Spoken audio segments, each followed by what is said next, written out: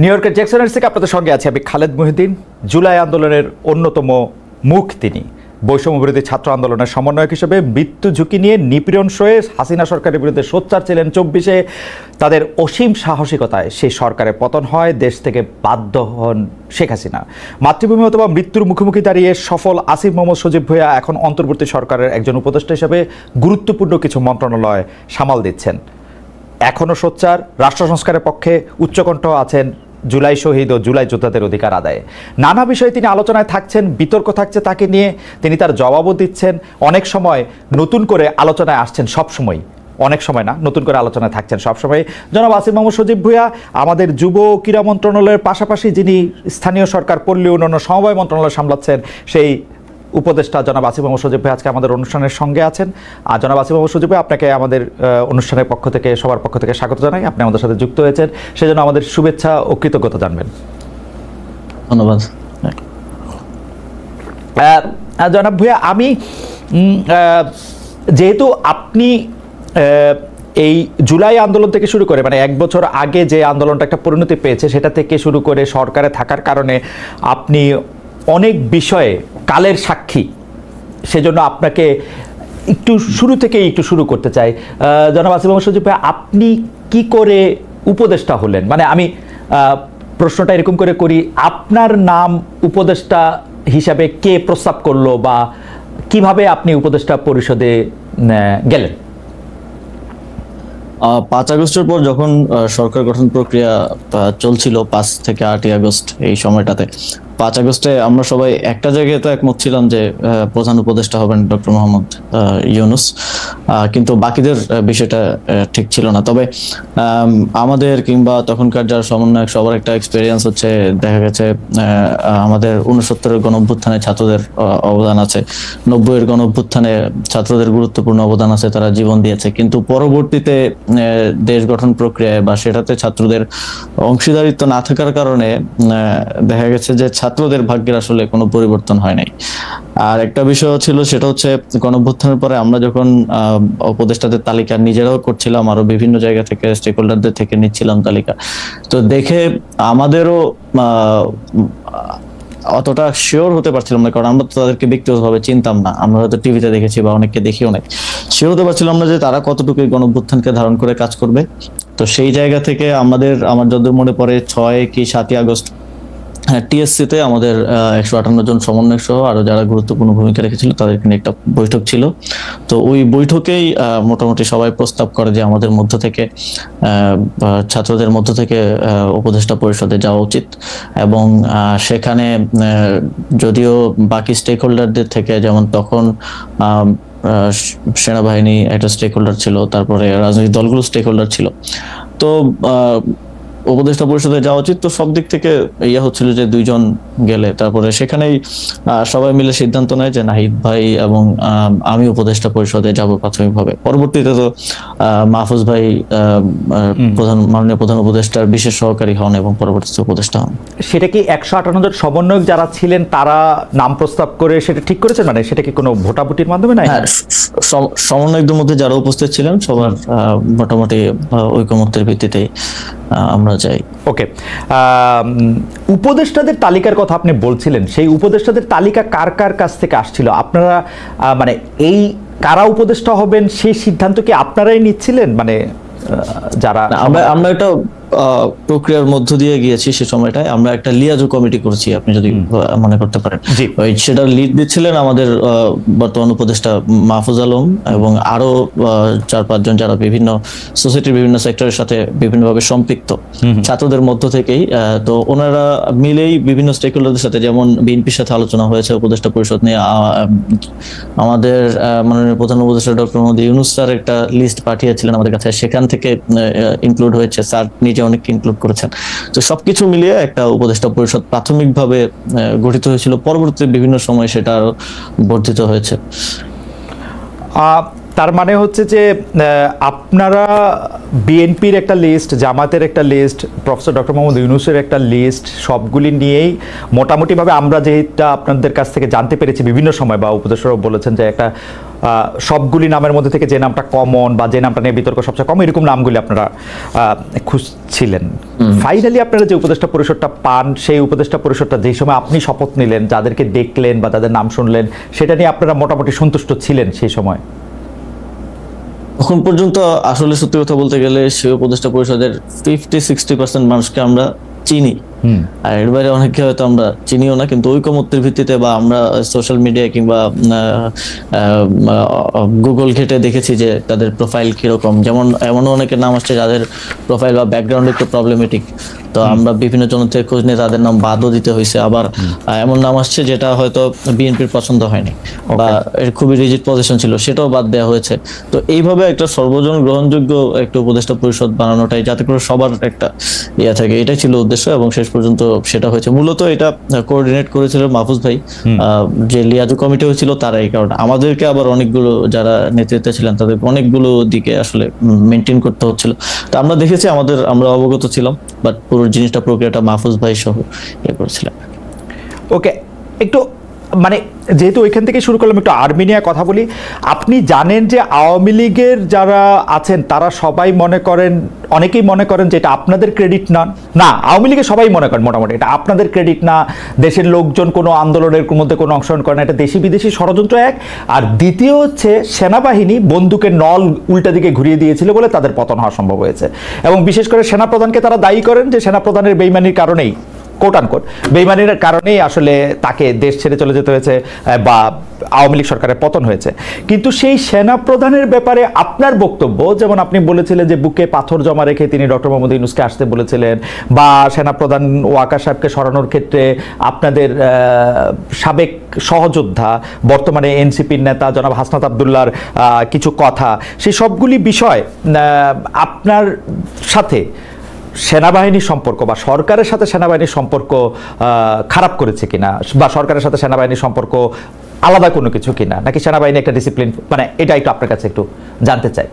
বিশেষ করে আপনার বক্তব্যের পরে এটা এরকম মনে হয়েছে কিনা ডক্টর মোহাম্মদ ইউনূস হয়তো সেনাপ্রধানকে এখন থেকে খারাপ ভাবতে শুরু করলেন যে উনি যেহেতু আমাকে চানই নাই তাহলে আমিও ওনাকে চাই না, ব্যাপারটা এরকম হয়েছে কিনা?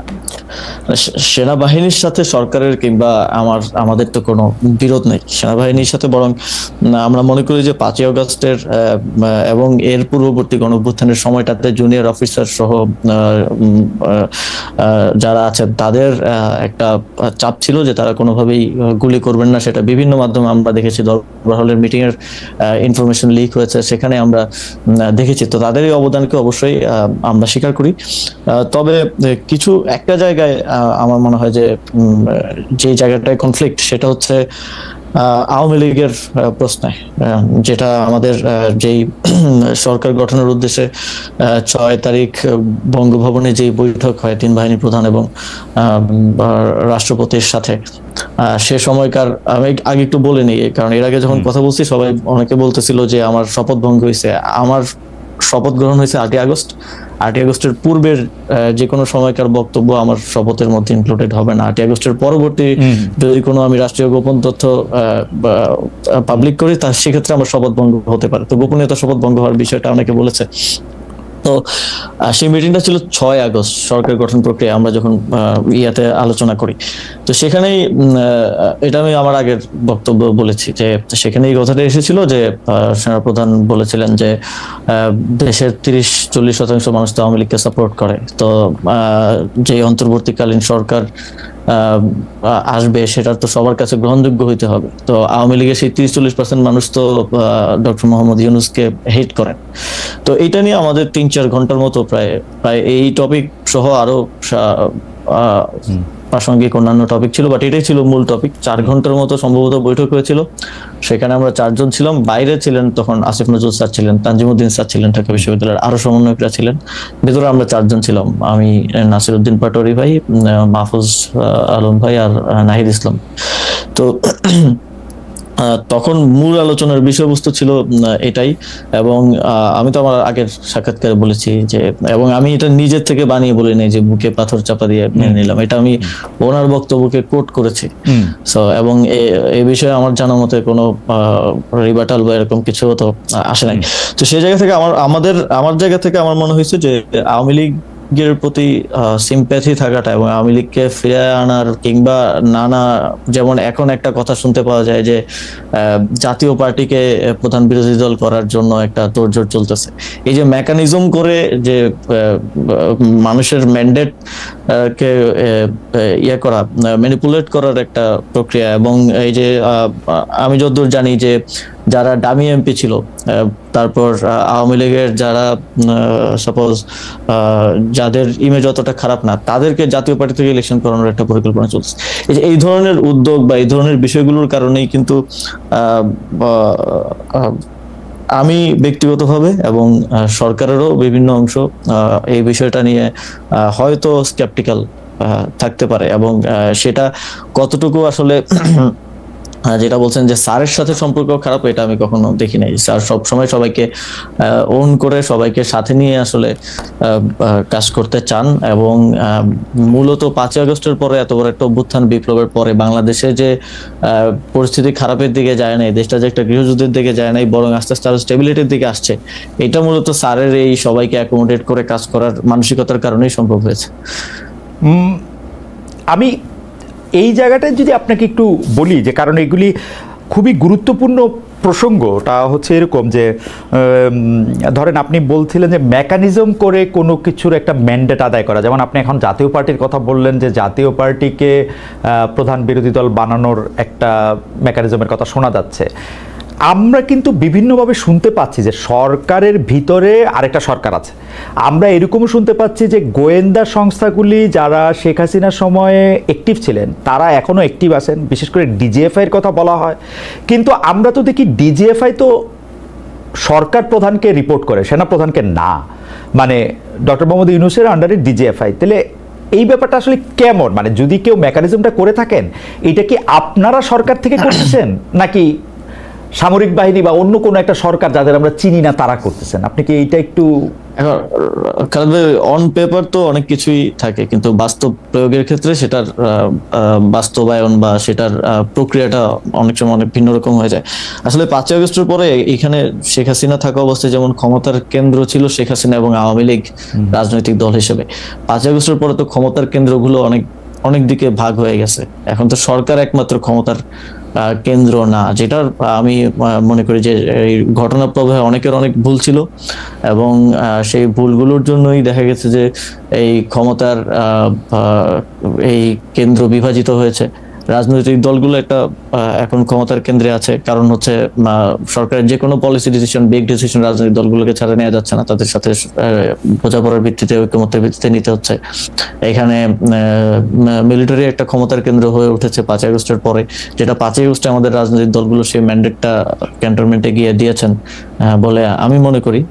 এবং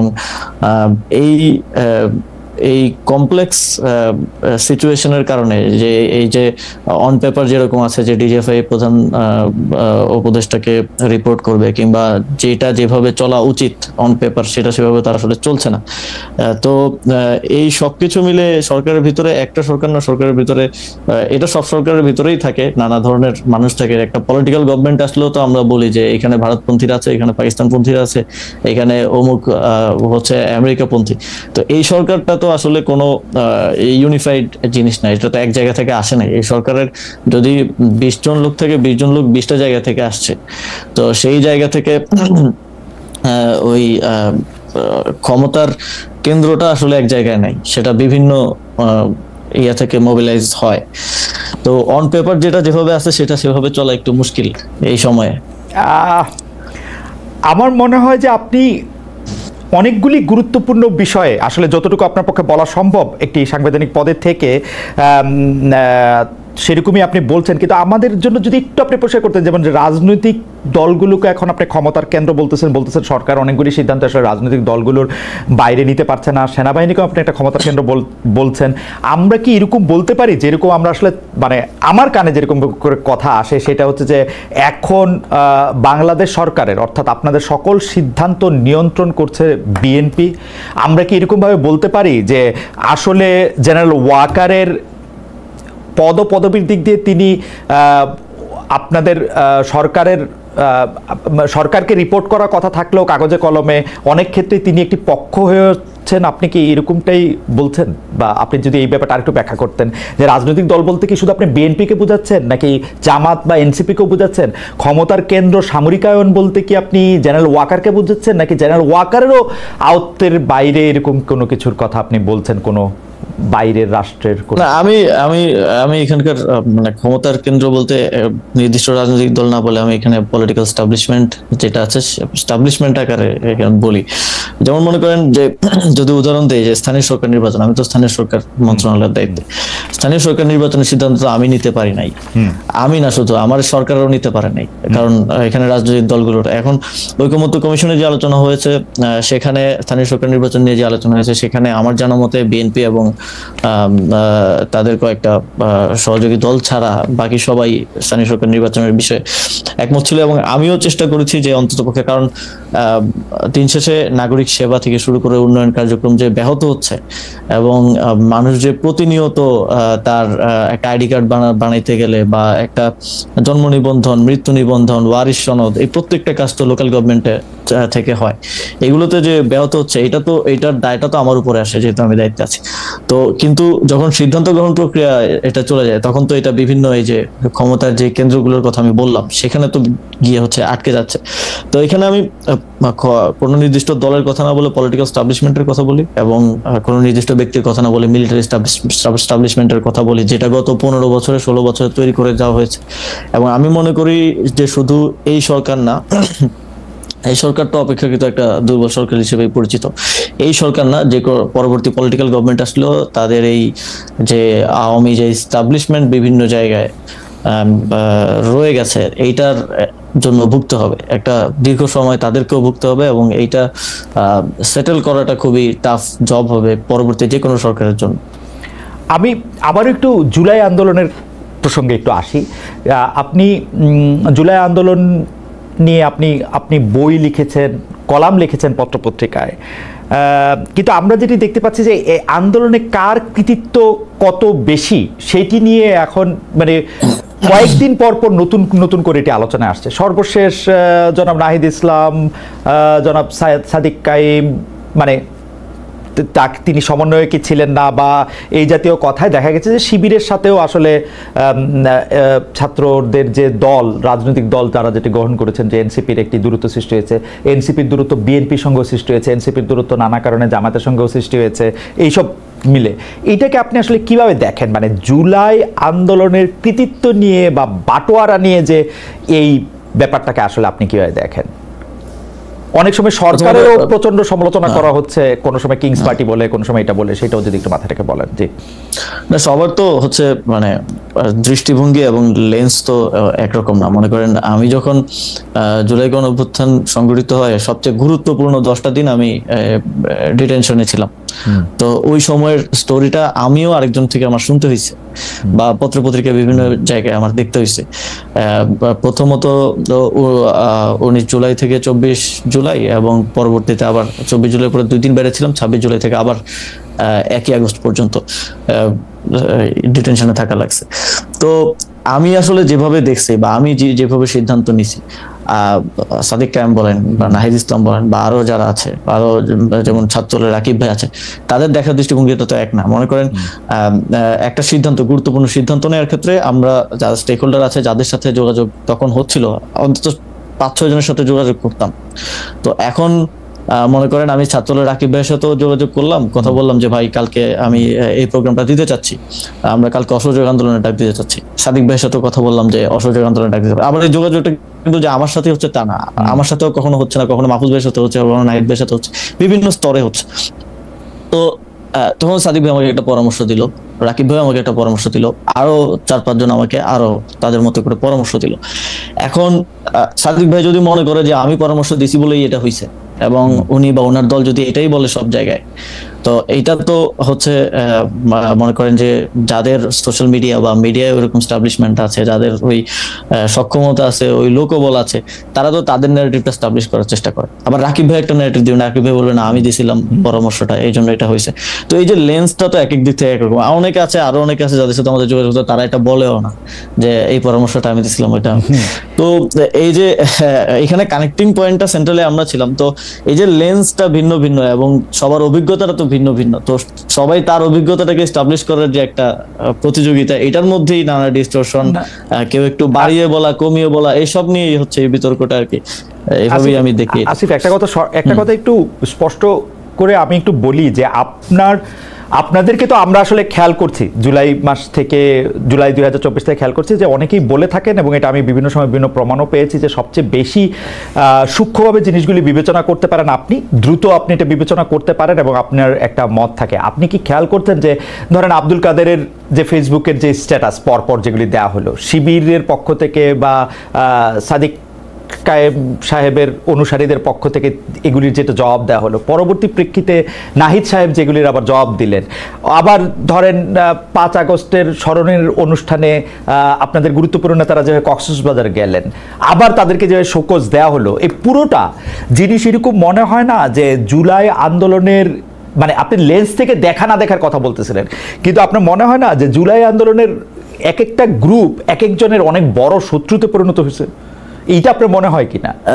দেখেন, ওই এখানে যাদের কথা বলছেন সবাই তো ইয়াং, এবং সবার বয়সই আমার মতে 30 বছরের নিচে। তো স্বাভাবিকভাবেই মানে এই বয়সের মানুষজনের মধ্যে খুব দ্রুত রিয়েক্ট করে ফেলার বা দ্রুত হচ্ছে এক ধরনের রক্ত গরম থাকার বিষয় আছে না, তো সেটার একটা রিফ্লেকশন এটা আমি মনে করি। তবে এইটা আমার মনে হয় যে ছোটখাটো বিষয়ে, বিভিন্ন স্বার্থগত বিষয় কিংবা কৃতিত্বের বিষয় হোক, কিংবা সামনে হয়তো ডাকসু আছে বা আরো কিছু বিষয়ে, এটা নিজেদের মধ্যে ছোটখাটো মতানৈক্য বলেই আমি মনে করি। কারণ এখনো বিগার কোশ্চেনে সবার কর্মপন্থা হয়তো ভিন্ন, যারা জুলাই গণঅভ্যুত্থানের স্টেক হোল্ডার ছিলেন, যারা অংশগ্রহণকারী ছিলেন, কিন্তু আওয়ামী লীগের প্রশ্নে বলেন, ফ্যাসিবাদের প্রশ্নে বলেন, একটা সুন্দর বাংলাদেশ গড়ার প্রশ্নে বলেন, আমি দেখেছি যে সবাই কাজ করছে। সবার কর্মপন্থা হয়তো ভিন্ন হতে পারে, বা কেউ এটা নিয়ে ডিবেট থাকতে পারে যে কে বেশি করতেছে কে কম করতেছে, বা অনেক যেটা কক্সবাজার যাওয়ার কথা বললেন শোকজ, বা অনেকগুলো মনে হতে পারে যে এরা বাচ্চামি করতেছে, বা তো ওই বয়সের একটা বিষয়টা আছেই। কিন্তু আমার মনে হয় না যেটা এত বড় বিরোধ যেটা আসলে শত্রুতা বলা যায়, আমার মনে হয় যে আসিফ, আমি এই প্রসঙ্গ শেষ করতে চাই। এখানে কেউ যে বলছেন যে এই বিরোধটা আসলে কোনো কিছুর বাটোয়ারা নিয়ে, অর্থাৎ যারা এটার কেন্দ্রে থাকবেন তারা চাঁদা, যদি আমি পজিটিভ অর্থেও বলি, পার্টি চালানোর জন্য চাঁদা হোক বা অন্যান্য গুরুত্বের জন্য কোনো গুরুত্ব পাওয়া হোক, বা বড় নেতা ভবিষ্যতে হওয়ার জন্য এইটা গুরুত্বপূর্ণ, এইভাবে আপনি দেখেন কিনা? আপনি যেটা বললেন সেটা ঠিক আছে, বয়সের একটা, কিন্তু ওইভাবে দেখেন কিনা? এই বিষয়গুলো তো আছেই। মনে করেন সবার মধ্যেও তো একটা প্রতিযোগিতা আছে, যে মনে করেন শিবির মনে করে বা জামাত মনে করে আমাদের এখান থেকে তরুণ নেতৃত্ব উঠে আসুক, তো আবার এনসিপি মনে করে যে এনসিপি মনে করতে পারে যে যেহেতু গণঅভ্যুত্থানের অধিকাংশ নেতাই এখানে, আমরাই গণঅভ্যুত্থানের একমাত্র মানে সবচেয়ে বড় স্টেক হোল্ডার। তো এইগুলো নিয়ে মতানৈক্য, মতের অমিল আছে এবং প্রতিদ্বন্দ্বিতাও হবে সামনে ছাত্র সংসদ নির্বাচন। টাকা পয়সা দিয়ে আছে কিনা সেটা একটু বলেন, যে একদম টাকা পয়সা দিয়ে আছে কিনা? আমার মনে হয় না, টাকা পয়সা আমি অন্তত দেখি নাই এটা গুরুত্ব পাওয়া, বা হচ্ছে কারো মনে হচ্ছে গ্রিভেন্স থাকে না যে আমার কথাটা বললো না, এই কথাটা বলতে গিয়ে আমি তো ওই ঐতিহাসিক প্রেক্ষাপটে ছিলাম, এই গ্রিভেন্স গুলো থেকেই বেশি এটা শুরুটাও হয়েছে এবং এটা দিন দিন বাড়ছে। তবে আমি মনে করি যে এই বিষয়গুলোতে আরো বেশি, মানে যদি কমিউনিকেশন থাকে জুলাইয়ের বিভিন্ন পক্ষের মধ্যে, তাহলে আমার মনে হয় যে এই জিনিসগুলো জনসম্মুখে এরকম হাস্যকর পরিস্থিতিতে আসা থেকে আসলে ইয়া করা যায়, জনসম্মুখে হাস্যকর পরিস্থিতি। কিন্তু ঠিক আছে, আমি এই প্রসঙ্গে একটু অন্য প্রসঙ্গে যাই। অনেক সময় আপনার এবং জনাব মাহফুজ আলমের নিরপেক্ষতা নিয়ে প্রশ্ন ওঠে, কারণ আপনারা যেহেতু জুলাই আন্দোলনের সামনের দিককার মুখ, এবং আপনাদের বাকি বন্ধুরা যেহেতু বাকি সহযোদ্ধারা, আমি এভাবে যদি বলি, বাকি সহযোদ্ধারা যেহেতু এখন একটি রাজনৈতিক দল করেছেন, আপনারা সেখানে যাবেন কবে, কেন যাচ্ছেন না, আসলে যাবেন কিনা, সেগুলো নানা রকম প্রশ্ন ওঠে। আমি সেইখান থেকে আসলে সরাসরি প্রশ্ন করতে চাই যে আপনার, মানে মাহফুজ আলমের উত্তর তো মাহফুজ আলম, জনাব মাহফুজ আলমের সাথে দেখা হলে নিশ্চয়ই তিনি দিবেন, কিন্তু আপনার কাছে প্রশ্ন যে আপনি রাজনীতিতে কবে যাবেন, পদত্যাগ করবেন কিনা, সরকারে থাকবেন কিনা, সে ব্যাপারে সিদ্ধান্ত নিয়েছেন কিনা? অনেকেই বলে থাকেন যে আপনি হয়তো রাজনীতি করবেন, ভোটও করবেন, কিন্তু যতদিন পারা যাচ্ছে ততদিন আপনি আপনার সরকারি বাসভবনে বা সরকারি পদে থাকতে চান। মানে আপনি আবার খুবই প্রিয় সেই জন্য বলি যে অনেকে বলে থাকে যে আপনি পতাকাবাহী গাড়িতে আরো কিছুদিন চড়বেন, তারপরে ইলেকশন যখন এগিয়ে আসবে তখন আপনি গিয়ে মানে দেখেন খালেদ ভাই, পতাকাবাহী গাড়ি বা এই বিষয়গুলো মানে এটা আমরা কখনো চাইও নাই বা এটার প্রতি আমাদের ওই রকম কোনো মোহ নাই। আমার দিক থেকে বিষয়টা হচ্ছে কিছু দায়িত্ব নিয়ে তো আমি এখানে আসছি, এবং কিছু দায়িত্ব গণঅভ্যুত্থানের সময়, সেই সময়টাতে যখন সমন্বয়করা আমাদেরকে সিলেক্ট করে তখন থেকেই দেয়া যে এই সরকারকে জুলাই গণঅভ্যুত্থানের পক্ষে রাখা, পক্ষের ডিসিশনগুলো নেওয়ার ক্ষেত্রে প্রভাবিত করা এবং ভয়েসটা যাতে থাকে সেই জিনিসটা নিশ্চিত করার জন্য সরকারে আসা। তারপরেও যদিও অনেক অন্যান্য মিনিস্ট্রির দায়িত্ব আসছে, ফর্মাল দায়িত্ব আসছে, তো সেই জায়গা থেকে আমি মনে করি যে এখনো আমাদের কিছু কাজ বাকি আছে। একটা বড় মাইলফলক হচ্ছে এই যে ঘোষণাপত্রটা আমরা করতে পারলাম, জুলাই ঘোষণাপত্রটা দেওয়া সম্ভব হলো। এখনো জুলাই সনদ বাকি আছে। জুলাই সনদের বাস্তবায়ন প্রক্রিয়া কি হবে এটা নিয়ে বিভিন্ন ধরনের মতানৈক্য। আমাদের যে ঐকমত্য কমিশনের 1 মাস মেয়াদ বৃদ্ধি করা হয়েছে। তারপরে সংস্কার কমিশন, যেই সংস্কারের আমার লোকাল গভর্নমেন্টের সংস্কার কমিশন ছিল, যে সংস্কারের রিপোর্ট গুলো দিয়েছে সেগুলোর একটা বাস্তবায়নের বিষয় আছে। এবং আমি মনে করি যে যেই দায়িত্ব নিয়ে এবং যেই যাদের ম্যান্ডেট নিয়ে আমি এখানে এসেছি সেই অনেকগুলো দায়িত্বই আমাদের পালন করা বাকি রয়ে গেছে। তো সেই জায়গা থেকে যতটুকু সম্ভব সেই দায়িত্বগুলো শেষ করতে চাই, কারণ এটা একটা ঐতিহাসিক দায় হিসেবেও থেকে যাবে যদি আমি সেটা শেষ করে যেতে না পারি আমার জায়গা থেকে।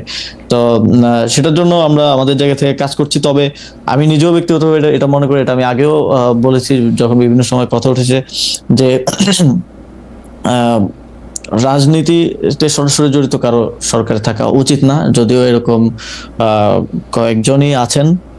এবং আমরা মনে করি যে নির্বাচনকালীন সরকারে, স্পেসিফিকলি নির্বাচনকালীন সরকারে শুধু নির্বাচন করব কি করব না সেটার জন্য না, যদি আমি নির্বাচন নাও করি তাহলেও নির্বাচনকালীন সরকারে আমার থাকা উচিত না, যেহেতু এটা নিয়ে কনসার্ন আছে। এবং আমাদের গণতান্ত্রিক রূপান্তরের একটা মানে আমাদের জুলাই গণঅভ্যুত্থানের যদি 3টা ম্যান্ডেট আমি ধরি, যে বিচার, সংস্কার এবং গণতান্ত্রিক রূপান্তর, তো গণতান্ত্রিক রূপান্তরের যেই দায়িত্ব আছে এবং সেখানে কনফ্লিক্ট অফ ইন্টারেস্ট এড়িয়ে চলার যে বিষয় আছে, সেখান থেকে আমি মনে করি যে রাজনীতিতে যুক্ত হওয়ার ইচ্ছা আছে এরকম কারোই নির্বাচনকালীন সরকারে থাকা উচিত না, তফসিলের আগেই তাদের। আসলে এটা আমি, মাহফুজ আলম, আরো যদি কেউ থাকেন সরকারে, আরো যারা আছেন সবারই নির্বাচনকালীন সরকারে থাকা উচিত না, কারণ আমাদের মাননীয় প্রধান উপদেষ্টা বারবারই বলছেন যে আমরা একটা বেস্ট ইলেকশন আসলে জাতিকে উপহার দিতে চাই। তো সেই জায়গায় কোনো কোশ্চেন এবং কনফ্লিক্ট অফ ইন্টারেস্টের জায়গায় যাতে না থাকে এটা নিশ্চিত করাটা আমি নিজের দায়িত্ব বলেও মনে করি। ওকে, তাহলে এখানে আবার 2টা প্রশ্ন আছে। তার আগে শুধু এই লাইনে জেনে নিতে যে আপনি বলতেছেন যার রাজনীতি করার ইচ্ছা আছে বা যারা রাজনীতি থাকবেন তিনি নির্বাচন করুক আর না করুক, নির্বাচনকালীন সরকারে থাকা উচিত। আপনার কি রাজনীতি করার ইচ্ছা আছে? অর্থাৎ আমি বলতে চাইতেছি যে আপনি কি নির্বাচনকালীন সরকারে থাকছেন কি থাকছেন না? আমি তো ভাই 2018 সাল থেকে রাজনীতির সাথে যুক্ত। আমি তো অলরেডি রাজনীতিতে, এবং আমি নির্বাচনকালীন সরকারে থাকছি না। অবশ্যই নির্বাচনকালীন সরকার আপনি থাকছেন না। এখানে একটু আপনার কথা ধরে একটু বলি যে আপনি জুলাই ঘোষণাপত্রের কথা বলছিলেন, আপনি সংস্কার কমিশনগুলি, জাতীয় ঐক্যমত্য কমিশন নিয়ে আপনি বলছিলেন, কিন্তু অ্যাপারেন্টলি জুলাই ঘোষণাপত্র আপনারা যেটা দিলেন, যেটা দেওয়ার কথা সরকার যেটা দিল, সেটা নিয়ে আপনার বন্ধুরাই অর্থাৎ এনসিপি এটা নিয়ে আসলে খুব খুশি না। জামায়াতে ইসলামীও এটাতে আসলে তার প্রকাশ করেছে। অন্যান্য রাজনীতিগুলো অ্যাপারেন্টলি বিএনপি শুধু এটাকে পছন্দ করেছে। অনেকে এইটাও বলছেন যে বিএনপির ডিকটেশনে এই জুলাই ঘোষণাপত্র তৈরি হয়েছে। আমি যদি বিটিভির ফ্রেমিং এর কথা বলি, বিটিভির ফ্রেমিংয়েও বারবার ডক্টর ইউনূসের সাথে সবচেয়ে প্রমিনেন্ট করে মির্জা ফখরুল আলমগীর, অর্থাৎ যিনি বিএনপির নেতা হিসেবে সেখানে গিয়েছেন, তাকে দেখানো হচ্ছিল। এটার কারণ কি? ডক্টর মোহাম্মদ ইউনূসকে অনেকটা বিএনপির দিকে ঝুঁকে পড়েছেন, এরকম মনে হয় আপনার? এই রাজনৈতিক বিষয় বোধহয় আমার মন্তব্য করাটা ঠিক হবে না। তবে আমি যতদূর জানি জুলাই যে ঘোষণাপত্রটা হয়েছে সেই ঘোষণাপত্রটা মেইনলি গত 6-7 মাস ধরে এটা নিয়ে কনসালটেশন চলছে। অনেকগুলো দলই তাদের প্রস্তাবনা দিয়েছে, কিন্তু প্রস্তাবনা নিয়ে অনেক দলের সাথেই হয়তো ফিডব্যাক বা পরবর্তী আলোচনা হয় নাই, ফলো আপটা হয় নাই। বাট প্রধান 3 দলের সাথে আলোচনা হয়েছে বলে আমি জানি, বিএনপি, জামাত এবং এনসিপির সাথে। উপদেষ্টা পরিষদের কয়েকজন সদস্য ওনাদের সাথে বসেছেন, আলোচনা করেছেন এবং ব্রডলি একটা ঐকমত্যে এসে এই পেপারটা দেওয়া হয়েছে। তবে মানে আমি যদি বলি যে রাজনৈতিক দলগুলোকে একটা সিঙ্গেল সেন্টেন্স যদি লিখতে বলি, সবাই তো ভিন্ন ভিন্ন লিখবে, তো এত বড় একটা পেপার তো 100% ঐকমত্যের ভিত্তিতে আসা সম্ভব না। যতদূর আমি জানি যে 10 to 15% ঐকমত্য ছিল না, যেটা পরবর্তীতে সরকার সেগুলোর বিষয়ে সিদ্ধান্ত নিয়েছে। তবে মনে করেন 5ই আগস্ট 2024 সালের 5ই আগস্ট যদি আমরা একটা ঘোষণাপত্র বা প্রোক্লেমেশন দেওয়ার মতো বাস্তবতায় থাকতাম বা দিতে পারতাম, সেটার ক্ষেত্রে তো আমাদের কারোর সাথে কথা বলা প্রয়োজন হতো না। কিন্তু যেহেতু পরবর্তীতে সিদ্ধান্ত হয়েছে, সরকার দায়িত্ব নিয়েছে যে রাজনৈতিক দলগুলোর সাথে ঐকমত্যের ভিত্তিতে এটা দেওয়া হবে, এবং এটার সাংবিধানিক স্বীকৃতি পরবর্তী নির্বাচিত সরকারের স্বীকৃতির একটা ব্যাপারও আছে। তো সেই জায়গা থেকে ওই ঐকমত্যটা প্রয়োজন হয়েছে, এবং সেখানে আমি মনে করি যে সেখানে ছাত্রদের পক্ষ থেকেও কিছু কম্প্রোমাইজ করতে হয়েছে, বিএনপির পক্ষ থেকেও কিছু ছাড় দিতে হয়েছে। সবার ছাড় দেওয়ার জায়গা থেকে একটা মোটামুটি অ্যাগ্রিড ডকুমেন্টে শেষ পর্যন্ত আসা হয়েছে। তবে আমি মনে করি যে ইয়ার ক্ষেত্রে জুলাই গণঅভ্যুত্থানের রাষ্ট্রীয় এবং সাংবিধানিক স্বীকৃতি পাওয়াটা একটা বড় বিষয়, এবং এই ঘোষণাপত্রটি অপরিহার্য ছিল, এবং এইটা এর বিষয়ে অনেকের অনেক মত দ্বিমত থাকতে পারে। তবে এটা যে অপরিহার্য ছিল এই বিষয়ে কারোর আসলে কোনো দ্বিমত থাকার কথা না। ওকে, জুলাই ঘোষণাপত্র বা রাজনীতি নিয়ে আমরা একটু আবার পরে যদি সুযোগ হয় তাহলে আপনার সাথে কথা বলবো। একটু আপনার উপদেষ্টা বা মন্ত্রী হিসাবে আপনার দায়িত্ব পালনকালীন সময়কার কথা বলি। প্রথম মানে কিছু অভিযোগও বলি না আসিফ, যেমন ধরেন মন্ত্রী হিসাবে, মানে আসলে উপদেষ্টা তো মন্ত্রী পদমর্যাদা সমান, আপনি যেসব সরকারি নিরাপত্তা থাকে তার সবই আপনি পাচ্ছেন, তারপরও আপনি আগ্নেয়াস্ত্রের লাইসেন্স নিয়েছেন, সেটি মানে ঠিকই আছে, সরকারি পদবীর যোগ্যতা বলে তাই আপনি নিয়েছেন, কিন্তু মন্ত্রীর যে নিরাপত্তা ব্যবস্থা তার সে সময় আপনি ভরসা রাখতে পারেননি, ভুলে আপনি রাখতে পারেননি বলেই তো আপনি আগ্নেয়াস্ত্রের লাইসেন্স নিয়েছেন। তো সেইটা আবার ভুল করে ম্যাগাজিন বিদেশে নিয়ে গেছেন। আমার প্রশ্ন সেখানেও না, আমার প্রশ্ন হচ্ছে আপনি একটা ফেসবুক পোস্টে এরকম দিয়েছিলেন যে রাষ্ট্রীয় গুরুত্বপূর্ণ তথ্য বা ভিডিও বিদেশে কেন সাংবাদিকদের কাছে গেল বা সাংবাদিকদের কাছে গেলে এটা নিয়ে আপনি প্রশ্ন তুলেছেন। আপনার কাছে কি মনে হয় এই প্রশ্ন তোলাটা ঠিক আছে? মানে আমরা না, মানে যে কোনো সাংবাদিকই যে কোনো জায়গায় তো যে কোনো তথ্য পেতে পারেন। আপনি ওইটা আপনার কাছে একটা বড় বিষয় কেন মনে হলো যে বিমানবন্দর থেকে এই ভিডিওটা যেখানে গেছে আপনি সেটা ব্যাখ্যা দিয়েছেন, কিন্তু এটা ভুল করে গেছে, তারপরে এটা কিভাবে সেটা চলে গেছে সেটার ব্যাখ্যা আপনি দিয়েছেন, কিন্তু আপনি ভিডিওটা কেমনে গেল সেইটার ব্যাপারে আপনি কেন দৃষ্টি দিলেন? প্রথমত কারেকশন হচ্ছে ওই ইয়াটা ম্যাগাজিন বিদেশে যায়নি, বাংলাদেশের আমি বিদেশে যাইছি এটা বলি নাই, বাংলাদেশে এয়ারপোর্টে ধরা পড়ছে। ঠিক আছে, হ্যাঁ সেটা স্ক্যানিং এসেছে। তো এটা আসলে ওই সেদিন আমি একদম ভোরে আমার নিজের ব্যাগ তো নিজেরই গুছাতে হয়, তো গুছাতে হচ্ছিল যে কারণে আমি ইয়াটা পিস্তলটা বাইরে রাখলেও ম্যাগাজিনটা আসলে রাখতে ভুলে গেছিলাম বাইরে, তো সেটা চলে গিয়েছিল ভুলবশত। এটা আনইনটেনশনাল ছিল, কারণ ম্যাগাজিন দিয়ে আমি আসলে কি অ্যাচিভ করব, বাট এটা একটা ভুল তো অবশ্যই ছিল। তবে দেখেন খালেদ ভাই, যে আমাদের এয়ারপোর্ট তো একটা গুরুত্বপূর্ণ এবং সিকিউরড একটা জায়গা, এয়ারপোর্টের একদম বোর্ডিং এর জায়গাটা, সেটা আমি মানে ইভেন আমি ট্রানজিটে ইস্তাম্বুল নামার কথা, ইস্তাম্বুল নামার আগে ইস্তাম্বুল নেমেই আমি দেখলাম যে সেটা সোশ্যাল মিডিয়ায় চলে আসছে। তো মানে এটা আমি একটা জায়গায় পয়েন্ট করতে চাইছি যে আসলে আমি উপদেষ্টা থাকা অবস্থাতেও সার্ভেইলেন্সের মানে আমি তো আপনাকে প্রথমেই বললাম যে ক্ষমতার কেন্দ্রগুলো তো বিভিন্ন জায়গায়, আমি উপদেষ্টা থাকা অবস্থায় আমার প্রতি যে ধরনের সার্ভেইলেন্স করা হয়, এবং মানে রাষ্ট্রের সরকারের দায়িত্ব থেকে রাষ্ট্রের সার্ভেইলেন্সের না, আমি একটু জানতে চাই এই সার্ভেইলেন্সটা কি আপনার আনন্দ দেয় না? মানে প্রায় একই রকম সার্ভেইলেন্সে মার্কিন রাষ্ট্রপতিও থাকেন, মানে যারা যত বেশি গুরুত্বপূর্ণ তারা তত বেশি সার্ভেইলেন্সে থাকেন। আপনি তো আর চুরি করতেছেন না, আপনি তো আর ডাকাতি করতেছেন না, আপনি সার্ভেইলেন্সে থাকলে কি অসুবিধা? না, সার্ভেইলেন্স থাকলে তো অসুবিধা না, কিন্তু এটাকে তো আপনার নেগেটিভলি ফ্রেমিং, মনে করেন আমি কোথাও একটা খেতে গেলাম, হ্যাঁ, তো এটা তো আমার জন্য একটা দৈনন্দিন জিনিস, এবং আমি তো খাইতে যাইতেই পারি, এই স্বাধীনতা তো আমার থাকা উচিত, কিন্তু এইটাকেও তো ভিন্নভাবে ফ্রেমিং করা। আমি কয়েকদিন আগে একটা পোস্ট দেখলাম যে আমি এক জায়গায় বসে আমরা মানে 4-5 জন খাইতেছি, তো একটা একটা গুমনাম পেজ, বাট ওটা আমাকে নিয়ে পোস্ট দেওয়ার কারণে ওই পোস্টটা ভালো রিচ হয়েছিল।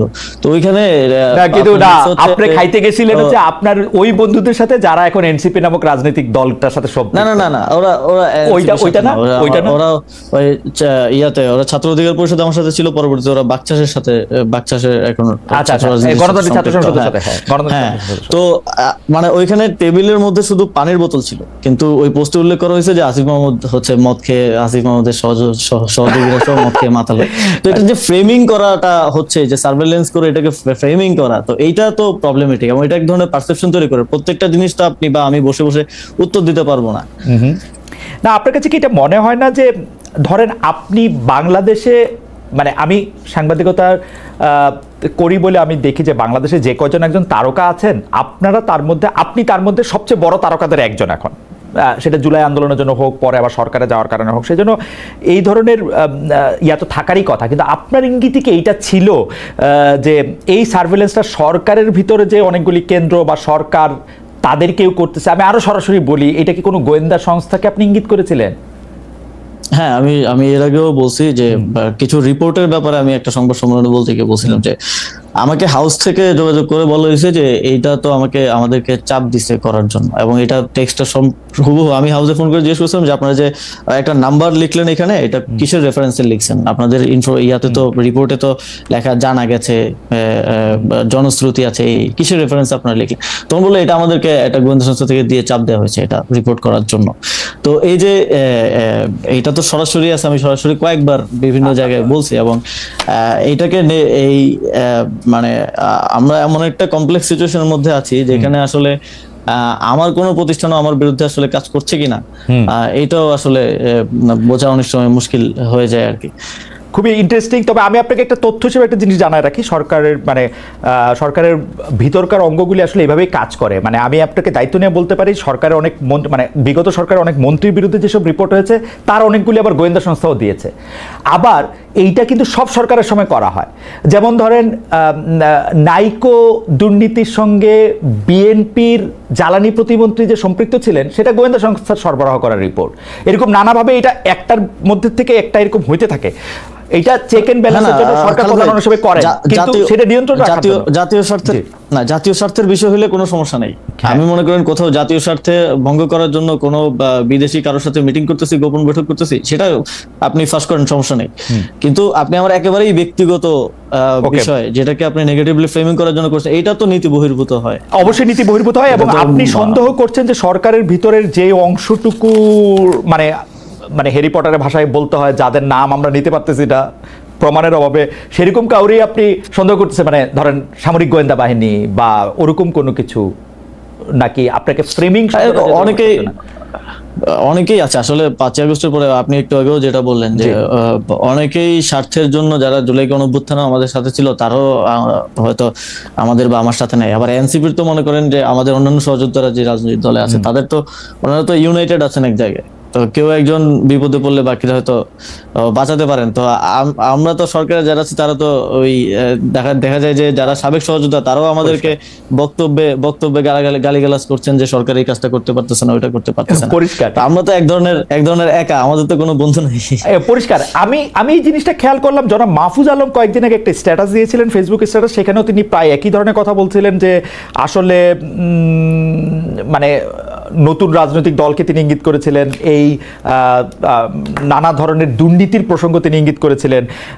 আপনারা কি সত্যি মানে এরকম সরকারের মধ্যে থেকে যদি এরকম ভালনারেবল থাকেন, তাহলে তো আপনাদের আসলে মানে আমরা যারা আপনাদেরকে সমর্থন দিয়েছিলাম তাদের কি কিছু করার আছে এই ব্যাপারে? মানে এটা কি হতে পারে সেটা আমার একটা জানার ইচ্ছা, যদি আপনাদেরকে আসলেই ফ্রেম করা হয়, আসলেই যদি আপনারা এটার মধ্যে থাকেন। আমি অবশ্য মানে আপনাদের বিরুদ্ধে অভিযোগগুলিও আমি একটু বলতে চাই। আপনি কি মনে করেন যে মানে আমাদের, আপনি 1-2 লাইনে বলবেন যে এখানে আমরা আসলে কি করতে পারি? যেমন ধরেন সরকারের কোনো একটি গোয়েন্দা সূত্র যদি বরাদ দিয়ে এটি জানায়, যাদেরকে আমরা হুইসেল ব্লোয়ার বলি, আপনার বিরুদ্ধেও কোনো খবর যখন করে বা তথ্য যখন দেয়, তখন আমি এটা ছাপবই, কিন্তু বা প্রকাশ করতেই চাইবো। কিন্তু আপনি যদি মনে করেন যে এটা ফ্রেমিং করা হচ্ছে, সেখানে সাংবাদিক হিসেবে আমার আসলে করারটা কি আসলে, মানে আমরা না খালেদ, আপনার যদি মনে হয় যে এই তথ্যটা সঠিক, আপনি অবশ্যই আপনার ইনভেস্টিগেশনও করবেন, আপনি অবশ্যই এটা ভেরিফাই করবেন, তাহলে আপনি অবশ্যই ছাড়বেন। এবং সেটা যদি আপনার জার্নালিজমের নর্মসের মধ্যে পড়ে যে ঠিক আছে এটা জাতীয় স্বার্থের বিষয় বা এর কোনো দুর্নীতির প্রমাণ, তাহলে তো অবশ্যই ছাড়বেন। কিন্তু যেটা একেবারেই ব্যক্তিগত বিষয়গুলোকে নিয়ে যেভাবে ফ্রেমিং করা হয়, কিংবা এই যে রেফারেন্সলেস ভাবে নিউজ করা, এবং এই যে হাওয়া থেকে বিভিন্ন ইনফরমেশন আসলে ছড়ানো, যেটা হচ্ছে আপনার কাছে হয়তো টিভি চ্যানেল আছে বা আপনার কাছে সেই সক্ষমতা আছে, সেই এস্টাবলিশমেন্ট আছে বলেই যে সেটা করবেন, এটা তো অনুচিত। যেমন মনে করেন যদি বাংলা ভিশনের লাস্ট যে রিপোর্টটা আমাকে নিয়ে, বিশেষ করে আমার বাবাকে নিয়ে করা হলো, এটার বিষয়ে যদি আমি বলি যে আপনিও তো দেখছেন, আপনি একজন জার্নালিস্ট হিসেবে, আমি এটা প্রসঙ্গে আলাদা করে আসবো, কারণ এই ব্যাপারগুলি আপনি আসলে বাংলা ভিশন, ইশাক আহমেদ, তার মালিক, তার নানা রকম বিষয়ে জড়িয়ে গেছে, সেটা আমি একটু ধারাবাহিকভাবে আসি, এটা আপনি একটু রাখুক, এখানে থাকুক, কারণ আমি এটাতে আপনাকে প্রশ্নই করতে চাই। আমাদের অনেক দর্শক আপনি আসবেন শুনে এইসব প্রশ্নগুলি আমাকে করতে বলেছেন, আমি এই প্রশ্নগুলি করবো আপনার বাবাকে নিয়ে, আপনার এপিএস হ্যান ত্যান এগুলি নিয়ে, এগুলি আমি করবো, কিন্তু আমি একটু আসি।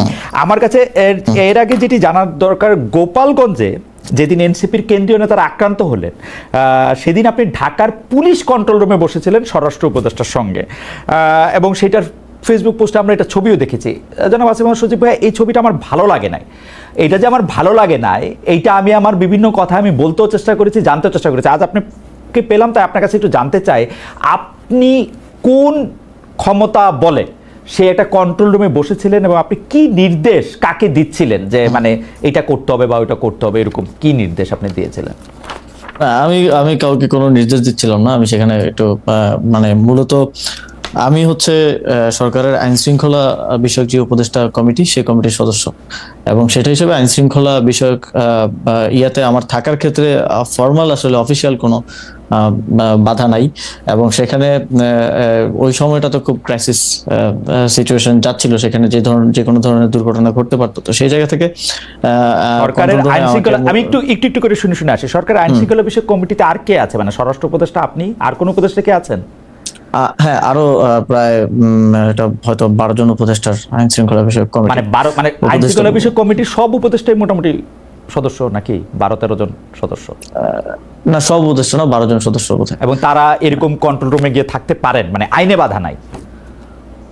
না, ফর্মালি তো এতে কোনো আসলে বাধা নাই। আমি তো সরাসরি কোনো নির্দেশনাও দিচ্ছিলাম না, যেটা স্বরাষ্ট্র উপদেষ্টা নির্দেশনা দিচ্ছিলেন, আমি সেখানে কোঅর্ডিনেশন করার চেষ্টা করছিলাম। যেমন মনে করেন এই যে পুলিশ পাঠানো হবে, কিন্তু পদ্মা সেতুর সামনে বৈষম্যবিরোধী ছাত্র আন্দোলনের লোকজন অবরোধ করে রাখছে, পুলিশ যেতে পারছে না।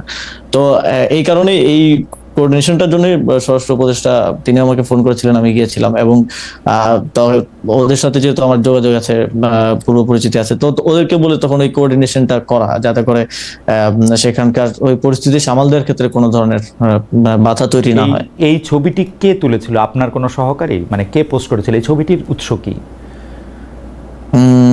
এই ছবিটা আমার সাথে থেকে কেউ তুলেছিল, এবং আমার পেজে হয়তো আপনি, হ্যাঁ, যে আপনার পেজে এটা পোস্ট করেছিলেন কি আপনি এটা জানাতে যে মানে আপনি খুব পাওয়ারফুল একজন উপদেষ্টা, আপনি ইচ্ছা করলে? না, এটা পোস্ট করা হয়েছিল যে সরকার এটা নিয়ে কাজ করতেছে। তখন এই ধরনের একটা ইয়া চলছিল যে সরকার কিছু করতেছে না, এখানে মানুষগুলো মারা যেতে পারে। তো অ্যাটলিস্ট গভর্নমেন্টেরও তো একটা ইয়া থাকা উচিত, সেই জায়গা থেকে যে গভর্নমেন্ট ইজ ওয়ার্কিং এবং গভর্নমেন্ট ইজ কনসার্ন। মানে এটা আপনার মাসল দেখানো না তো, আপনার পিস্তলের ম্যাগাজিন দেখানো বা পিস্তলের গুলি দেখানো না?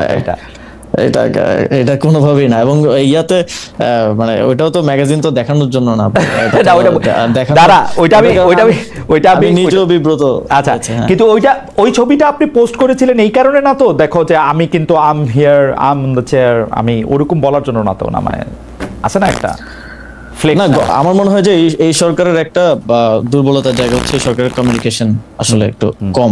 দেখা যায় আওয়ামী লীগের সময় আমরা দেখেছি যে কাজ যতটুকু করতে এর থেকে বেশি বলতো।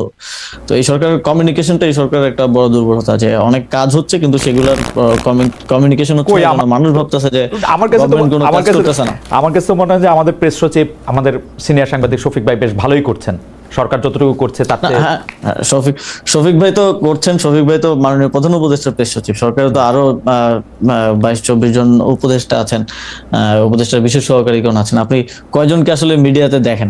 আচ্ছা, এটা কে ঠিক করে জনাব আসিফ? যে আমি এটা ওনাকে জিজ্ঞেস করছিলাম যে আপনার তো 22 জন উপদেষ্টা আছে, উনার অফিসে জিজ্ঞেস করছিলাম, আসলে ডেপুটি প্রেস সেক্রেটারির সাথে কথা হচ্ছিল যে 22 জন উপদেষ্টা আছে, যে এর মধ্যে আপনি কোন উপদেষ্টার কাজকে সামনে আনবেন, কোন কাকে পিছনে আনবেন? কারণ আমরা দেখি মাঝে মাঝে উপদেষ্টাদের কথাও প্রেস উইং থেকে বলা হয়, কিন্তু কার কথা কিভাবে বলা হবে এটা কি মানে ক্যাবিনেটে বসে আপনারা ঠিক করেন, নাকি ডক্টর ইউনূস নির্দেশ দেন যে এদের কথা বলবেন বা আমার কথা বলবেন?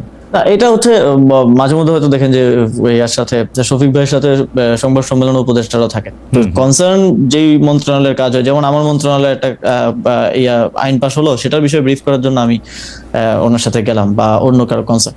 তবে আমি দেখেছি যে উপদেষ্টার মধ্যে বেশিরভাগের মধ্যেই একটা মানে প্রচার বিমুখতা আছে, এবং স্বাভাবিকও, ওনারা তো আর পলিটিক্স করা বা ওনারা তো সামনে আসার যে পলিটিক্যাল গভর্নমেন্টের মধ্যে যে ড্রাইভটা থাকে যে আমি কাজ করছি এটা দেখাইতে হবে, এই যে একটা দায়ের জায়গা থাকে, তো এইটা তো ওনাদের নাই, সেই জায়গা থেকে কমিউনিকেশন গ্যাপ আছে। তো সেই জায়গা থেকেও মাঝে মধ্যে দেখা যায় যে মাঝে মধ্যে আমি চেষ্টা করি যে কমিউনিকেট করার, কারণ দেখা যায় যে এখন রিয়াকশনটা খুব দ্রুত হয়, এখন আওয়ামী লীগের আমলের মতো না, কিছু একটা ঘটলেই দেখা যায় যারা কনসার্ন আছে, এখন নাগরিকদের মধ্যে সচেতনতা বৃদ্ধি হয়েছে, স্টুডেন্টদের মধ্যে সচেতনতা বৃদ্ধি হয়েছে, খুব দ্রুত দেখবেন যে মাঠে নেমে চলে আসছে।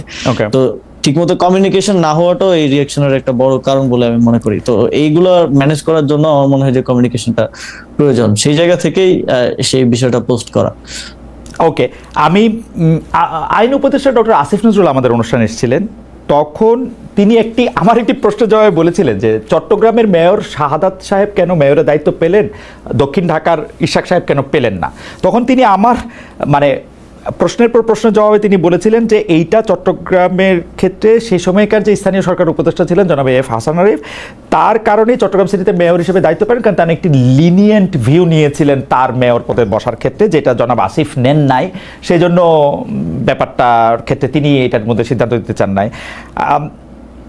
সার্বিকভাবে বিএনপির সিনিয়র নেতারা কিন্তু অভিযোগ করেন যে আপনি গায়ের জোরে আসলে জনাব ইশাককে বসতে দেন নাই। তো আপনি কি মনে করেন যে সপ্তাহ 10 দিন বা 15 দিনের জন্য জনাব ইশাক মেয়র হলে সেটা কি মানে আপনি এটাকে পার্সোনালি নিয়েছেন কিনা বা নিয়েছেন কিনা, মানে এটা আপনার গায়ের জোরের ব্যাপারটা আসছে?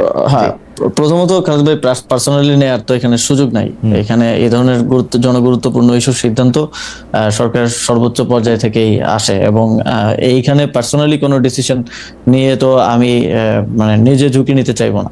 তো এই বিষয়ে সিদ্ধান্ত উপদেষ্টা পরিষদ এবং ফর্মালি ইনফর্মালি উপদেষ্টা পরিষদ থেকেই মানে হয়েছে, এবং তখন আইনি জটিলতা ছিল অনেকগুলো, যেটা আপনিও জানেন, এবং তখন এই যেহেতু আমি মন্ত্রণালয়ের দায়িত্বে, মন্ত্রণালয়ের দায়িত্ব অন্য যে কেউ থাকলে তাকেও উপদেষ্টা পরিষদের সিদ্ধান্তই বাস্তবায়ন করতে হতো। এবং আপনি যদি ইশাক ভাইয়েরও লাস্ট দু একটা প্রেস ব্রিফিং এ উনি নিজেও বলেছেন যে এটা উপদেষ্টা পরিষদের সিদ্ধান্ত, ডক্টর মোহাম্মদ ইউনূসকে ভুল বোঝানো হয়েছে, উপদেষ্টা পরিষদ ভুল বুঝাইছে, তো উনি কিন্তু নিজেও বলেছেন। তো সেই জায়গায় আমার একক স্বেচ্ছাচারী ভাবে এই ডিসিশন নেওয়ার আসলে না কোনো ইয়াটা কোথায় আসে মানে শাহাদাত যখন মেয়র হন তখন হাসান আরিফ ছিলেন, ইশাক যখন মেয়র হতে পারেন নাই তখন আসিফ সাহেব ছিলেন, সেই জন্য মনে হয় যে এখানে আসিফ সাহেব কোনো কিছু করেছেন কিনা। না, এটা হাসান আরিফ স্যার হয়তো সেই সময়টার কথা আমার ঠিক মনে নেই, এটা হয়তো তিনি উপদেষ্টা পরিষদে আনেন নাই, কিংবা ওই বিষয়ে এত বেশি আইনি জটিলতাও ছিল না। তো উপদেষ্টা পরিষদে যখন যায় তখন আমার তো মানে স্টেশনের দায়িত্বে থাকা জায়গা থেকে হচ্ছে আমার ওই সিদ্ধান্তটা বাস্তবায়ন করাটা হচ্ছে আমার দায়িত্ব, এবং যেহেতু এখানে আইনি জটিলতা ছিল, একই সাথে এই সিদ্ধান্ত বাস্তবায়নের ক্ষেত্রে আমাদের আসিফ নজরুল স্যারও সহযোগিতা করছেন, অ্যাটর্নি জেনারেলও এইটার ক্ষেত্রে আইনি পরামর্শ দিয়েছেন আমাদেরকে। তো এটা যে এককভাবে আসিফ মাহমুদের, এটা রাজনৈতিক কারণে অনেক সময় বলা হয়ে থাকে, রাজনৈতিক প্রতিপক্ষ আমাকে অনেকে মনে করতে পারেন তারা সেভাবে অ্যাটাক করতে পারেন, কিন্তু শেষ পর্যন্ত তো ইশাক ভাই নিজেও বলেছেন যে এটা উপদেষ্টা পরিষদে আসলে সিদ্ধান্ত। আমারও মনে হয় যে এটা উপদেষ্টা পরিষদেরই সিদ্ধান্ত, কিন্তু এখানে আবার একটা কথা আসে যে উত্তর ঢাকায় আপনি প্রশাসক নিয়োগ দিয়েছেন সম্পূর্ণ আপনার একক সিদ্ধান্তে। জনাব এজাজ সাহেবের আগে পিছে যাই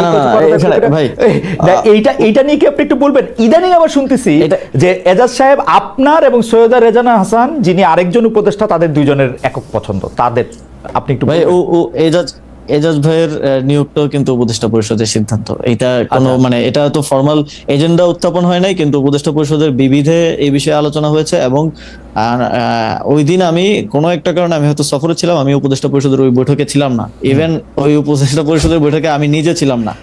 তো সেই উপদেষ্টা পরিষদের সিদ্ধান্ত হয়েছে, আমাকে সিদ্ধান্ত জানানো হয়েছে, আমি সেটা বাস্তবায়ন করেছি। তো এখন এইটা তো পারসেপশন, ওই যে বললাম যে রাজনৈতিক কারণে পারসেপশন তৈরি করা হয় যে একক সিদ্ধান্ত এত বড় জায়গায় আসলে নেওয়ার সুযোগ নেই। যদি একক সিদ্ধান্ত নেওয়ার সুযোগ থাকতো আমি লোকাল গভর্নমেন্ট ইলেকশন দিয়ে দিতাম, আরো অনেক কিছু। আপনার কাছে কি মনে হয় না ডক্টর মোহাম্মদ ইউনূস যদি তার কোনো একটা বক্তব্যে বা কোনো জায়গায় কোনো কিছুতে যদি এটা পরিষ্কার করতেন যেটা উপদেষ্টা পরিষদের সিদ্ধান্ত, তাহলে আপনার উপর এতগুলি জিনিস আসতো না? এবং ডক্টর মোহাম্মদ ইউনূস ইচ্ছা করে বা ডক্টর মোহাম্মদ ইউনূসের অন্যান্য উপদেষ্টা পরিষদ ইচ্ছা করে এটা জনাব আসিফের উপরে আনতেছেন, এরকম আপনার মনে হয়? এখানে হয়তো সরকার থেকে আরো ভালো কমিউনিকেশন করার সুযোগ ছিল। এটা উনি নিজে না বলেও উনার প্রেস সচিবকে দিয়ে এটা বলাতে পারতেন। আমি কিন্তু এটা এখন পর্যন্ত মানে আপনি ঠিকই বলেছেন, ইশাক সাহেব বলেছেন যে এটা উপদেষ্টা পরিষদের সিদ্ধান্ত, কিন্তু উপদেষ্টা পরিষদের কারো মুখে বা এর কাছে কিন্তু শুনে আমার মানে প্রফেসর আসিফ নজরুল আমার উপর্যুপরি প্রশ্নের জবাবে তিনি বলেছেন যে তখন হাসান আরিফ এটা খেয়াল করেন নাই, এবারে আসিফ সাহেব সেটা খেয়াল করেছেন। স্পষ্ট, আমি সত্যি মানে সামারি করলে এরকমই দাঁড়ায় কথাটা। তো আমার কাছে মনে হয়েছে যে আমি জনাব হাসান আরিফকে অনেকদিন ধরে চিনি, আমার কাছে মনে হয়েছে যে যেটি জনাব হাসান আরিফের কাছে মনে হইলো যে না আইনি বিষয়ে এটি চলতে পারে, সেটি জনাব আসিফের যখন মনে না হইলো, তার মানে উনি ব্যক্তিগতভাবে ব্যাপারটা নিলেন। এটিকে আপনার মনে হয় না এটা পরিষ্কার করা দরকার ছিল সরকারের? হ্যাঁ, সরকারের পক্ষ থেকে আরো বেটার কমিউনিকেশন হতে পারতো, যেটা হয় নাই আনফরচুনেটলি। তবে এখানে আসলে ব্যক্তিগতভাবে আমি যেটা বারবার বলছি যে ব্যক্তিগতভাবে সিদ্ধান্ত নেওয়ার কোনো সুযোগই নাই। এত বড় গুরুত্বপূর্ণ বিষয়, যেই বিষয় নিয়ে যমুনার সামনে মানে যমুনা পর্যন্ত ব্লকেড হয়ে গেল, অবরোধ হয়ে গেল, এরকম বিষয় নিয়ে আমি আসিফ মাহমুদ একা সিদ্ধান্ত নিয়ে নিব, এটা আসলে মানে এটা আমি মনে করি না যে কোনো সচেতন মানুষ এটা বিশ্বাস করবে। ইভেন যেহেতু মানে ইশাক ভাইও বলছে এটা খুব ক্লিয়ার যে এটা উপদেষ্টা পরিষদের সিদ্ধান্ত ছিল, এবং এজাজ ভাইয়ের নিয়োগটাও উপদেষ্টা পরিষদের সিদ্ধান্ত ছিল, এবং ওই দিন উপদেষ্টা পরিষদের ওই বৈঠকে পর্যন্ত আমি উপস্থিত ছিলাম না। আমার কাছে যেহেতু আমি স্টেশনের দায়িত্বে আছি, সেই জায়গা থেকে আমার হচ্ছে সিদ্ধান্তগুলো বাস্তবায়ন করতে হয়। আমার এখানে একটা রাজনৈতিক অ্যাঙ্গেল দেওয়ার চেষ্টা করা হয়, রাজনৈতিক বিভিন্ন ব্যাপার এখানে আছে। অ্যাবসলিউটলি। এবং বাংলা ভাষায় এই প্রবাদটাকে আমরা বলি যে পরের ঘাড়ে বন্দুক রেখে পাখি শিকার করা। এখানে আমরা আমরা আমরা একটু আপনার কাছে আসি। সেইটা হচ্ছে যে সম্প্রতি মুরাদনগরে মানে ইনসিডেন্টালি আমি জনাব আসিফ মাহমুদ সজীব ভাই আপনার কাছ থেকে আরেকটু বেশি সময় আমি একটু চেয়ে নিচ্ছি, যে কারণ আমরা একটু আরো কিছু প্রশ্ন আপনার সম্প্রতি মুরাদনগর এবং ইনসিডেন্টালি মুরাদনগর আমারও উপজেলা, মানে আমার পিতামহ সেই উপজেলা থেকে এসছেন, আমার বাবা দাদা যাদেরকে বলে আর কি। তো আমারও কিছু খবর পাওয়ার কিছু নিজস্ব সোর্স আছে, তো সেই জন্য আমি দায়িত্ব নিয়ে বলছি যে এইটা আসলে সরকারের সাপ্লাই করা কোনো সোর্স না। তো সেই জন্য আমি বলতেছি যে এই কথা তো ঠিক যে একই পরিবারের তিনজনের হত্যা, চাঁদাবাজি, সালিশ বাণিজ্য, যেমন নানা অভিযোগ ইউপি চেয়ারম্যান শিমুল বিল্লালের বিরুদ্ধে আসে। মানে মানে সারা দেশে আওয়ামী লীগের রাজনীতিতে জড়িত চেয়ারম্যান কেউ পলাতক, কেউ জেলখানায়, অনেককে চেয়ারম্যান থেকে বহিষ্কার করা হয়েছে, কিন্তু শিমুল বিল্লাল কিভাবে টিকে গেলেন? এখন এই কথা এই কারণে আসছে যে সরি শিমুল সাহেবের যে এইটা আসছে এরকম, সেইটার জন্য আপনার বাবা তাকে শেল্টার দিচ্ছেন, এবং আপনার বাবা তাকে শেল্টার দিচ্ছেন যে ক্ষমতা খাটিয়ে, সে ক্ষমতার নাম হচ্ছে আসিফ মোহাম্মদ সজীব ভূঁইয়া।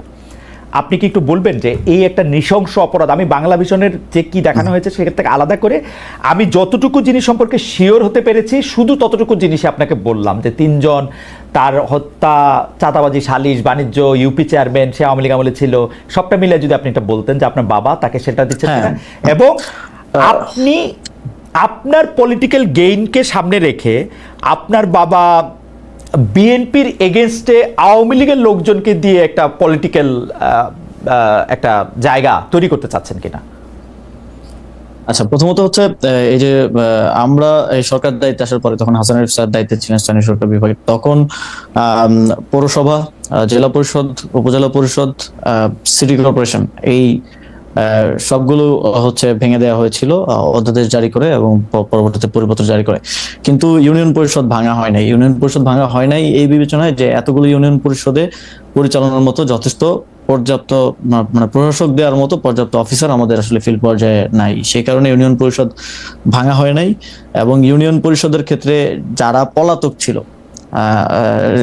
যেহেতু ভাঙা হয় নাই, অধ্যাদেশ পরিবর্তন হয় নাই, সেহেতু যে কাউকে যে কোনো সময় বের করে দেওয়ার সুযোগ নাই। যারা পলাতক ছিল তাদের ক্ষেত্রে স্পষ্ট উল্লেখ আছে 60 দিন স্টেশনে উপস্থিত না থাকলে তাকে বরখাস্ত করা যাবে। সেই প্রক্রিয়ায় অনেককে বরখাস্ত করা হয়েছিল। কিন্তু শিমুল বিল্লালের ঘটনা আমি পরবর্তীতে খোঁজ নিয়ে যতটুকু জেনেছি, তিনি স্বতন্ত্র প্রার্থী হিসেবে ইলেকশন করেছেন এবং তিনি 5 আগস্টের পরে পলাতক ছিলেন না একদিনের জন্য, তিনি স্টেশনেই ছিলেন। তো নিয়ম অনুযায়ী আসলে তাকে করা হয় নাই। এবং এই যে একটা রিপোর্টে বলা হয়েছে যে সব ইউনিয়ন পরিষদ চেয়ারম্যানদেরকে অপসারণ করা হয়েছে, এটা সম্পূর্ণ মিথ্যা। এই সংক্রান্ত ইউনিয়ন পরিষদ অধ্যাদেশ তখন করা হয় নাই, তখন অ্যামেন্ডমেন্টও করা হয় নাই এবং পরিপত্র জারি করা হয় নাই। ইউনিয়ন পরিষদগুলো আগের মতোই বহাল ছিল, শুধুমাত্র যারা পলাতক ছিল, স্টেশনে ছিল না, যাদের বিরুদ্ধে অনাস্থা এসেছে, আইন অনুযায়ী তাদেরকে অপসারণ করা হয়েছে। আপনি কি বলতে চাচ্ছেন যে জনাব শিমুল বিল্লাল আওয়ামী লীগের রাজনীতির সাথে জড়িত ছিলেন না? আওয়ামী লীগের রাজনীতির সাথে জড়িত ছিল কিনা আমি জানি না, তবে স্বতন্ত্র প্রার্থী ছিল এতটুকু আমি জানি। আচ্ছা, তিনি স্বতন্ত্র প্রার্থী হিসেবে নির্বাচনে জয়ী হয়েছেন যতদূর আমি জানি। এবং শেল্টারের বিষয় যেটা বলা হয় যে ওই যে একটা ছবি দিয়ে হচ্ছে বলা হয় যে শেল্টার দেওয়া হচ্ছে, ওই ছবিটা কিন্তু ওই ঘটনারও আরো অনেকদিন আগের। এবং ছবিটা দেওয়ার সময় খুব ক্লেভারলি ওই যে নিচে যে ডেট লেখা থাকে, অনেক ফোন দিয়ে ছবি তুলে ডেট লেখা থাকে, ওই ডেট এন্ড টাইমটা আসলে কেটে দেওয়া হয়েছে। আমার কাছে ডেট এন্ড টাইম সহ ছবিটা আছে। তো এখানে একটা পারসেপশন তৈরি করা হয়েছে এই জায়গা থেকে। তো ঘটনা আমি স্থানীয় প্রশাসন, পুলিশ সবার সাথে কথা বলে যতটুকু জেনেছি, এই ঘটনাটা যেদিন ঘটে এবং বাদীর স্টেটমেন্টও আমি পেয়েছি যে যিনি ভিকটিম তিনিও বলেছেন যে আগের রাতে 2টায় ওইখানকার যিনি বিএনপির উপজেলা যুগ্ম আহ্বায়ক এবং ওই ইউনিয়ন পরিষদের সাবেক চেয়ারম্যান, তার বাসায় ওই বৈঠকটা হয়, যে বৈঠকে আসলে হত্যার বা হামলা করার সিদ্ধান্ত হয়েছিল। শাহ আলম তিনি কিছুদিন আগে অ্যারেস্ট হয়েছেন। ওই বৈঠকে এখন যাকে আওয়ামী লীগের চেয়ারম্যান বলা হচ্ছে শিমুল বিল্লাল, তিনিও উপস্থিত ছিলেন। ওই বৈঠকে ওই ওয়ার্ডের মেম্বার উপস্থিত ছিল, ওই এলাকাবাসীর যারা মাথা আছে সবাই উপস্থিত ছিল। রাত 2টা বাজে বৈঠক হয়। এইটা কিন্তু হচ্ছে বাদীর স্টেটমেন্ট, আমার কাছে স্টেটমেন্ট অডিও রেকর্ড আছে।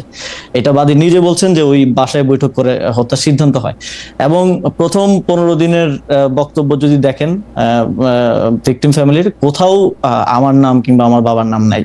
এবং যেই ব্যক্তি এই ঘটনায় তার স্ত্রী হারিয়েছে, 2 সন্তান হারিয়েছে, তার স্টেটমেন্ট আছে, ছোটখাটো মিডিয়াতে এসেছে, যে তিনি বলছেন যে তাদেরকে এই ঘটনা ঘটার পরে বিএনপির নেতাকর্মীরা তাদের বাসায় যান, তাদেরকে নানাভাবে চাপ প্রয়োগ করেন, কুপরামর্শ দেন, উপদেষ্টার বাবা এবং উপদেষ্টার নাম মামলায় অন্তর্ভুক্ত করতে বলেন, কিন্তু তারা সেটাতে আপত্তি দেন এবং সেটা তারা করেননি।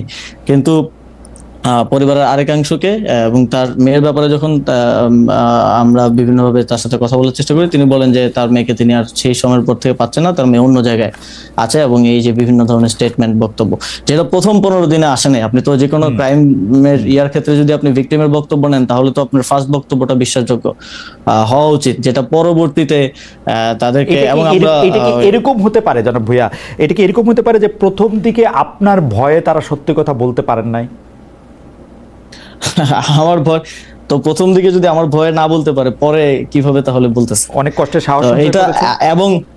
এবং না, এখানে যদি যার স্ত্রী মারা গেছে, যার 2 সন্তান মারা গেছে এবং উনি সেখানে থাকলে উনিও হয়তো মারা যেতে পারতেন, তিনি বলছেন যে তাদেরকে চাপ প্রয়োগ করা হয়েছে। এই ভিডিওটা আছে, আমি প্লে করে আপনাকে শোনাতে পারি।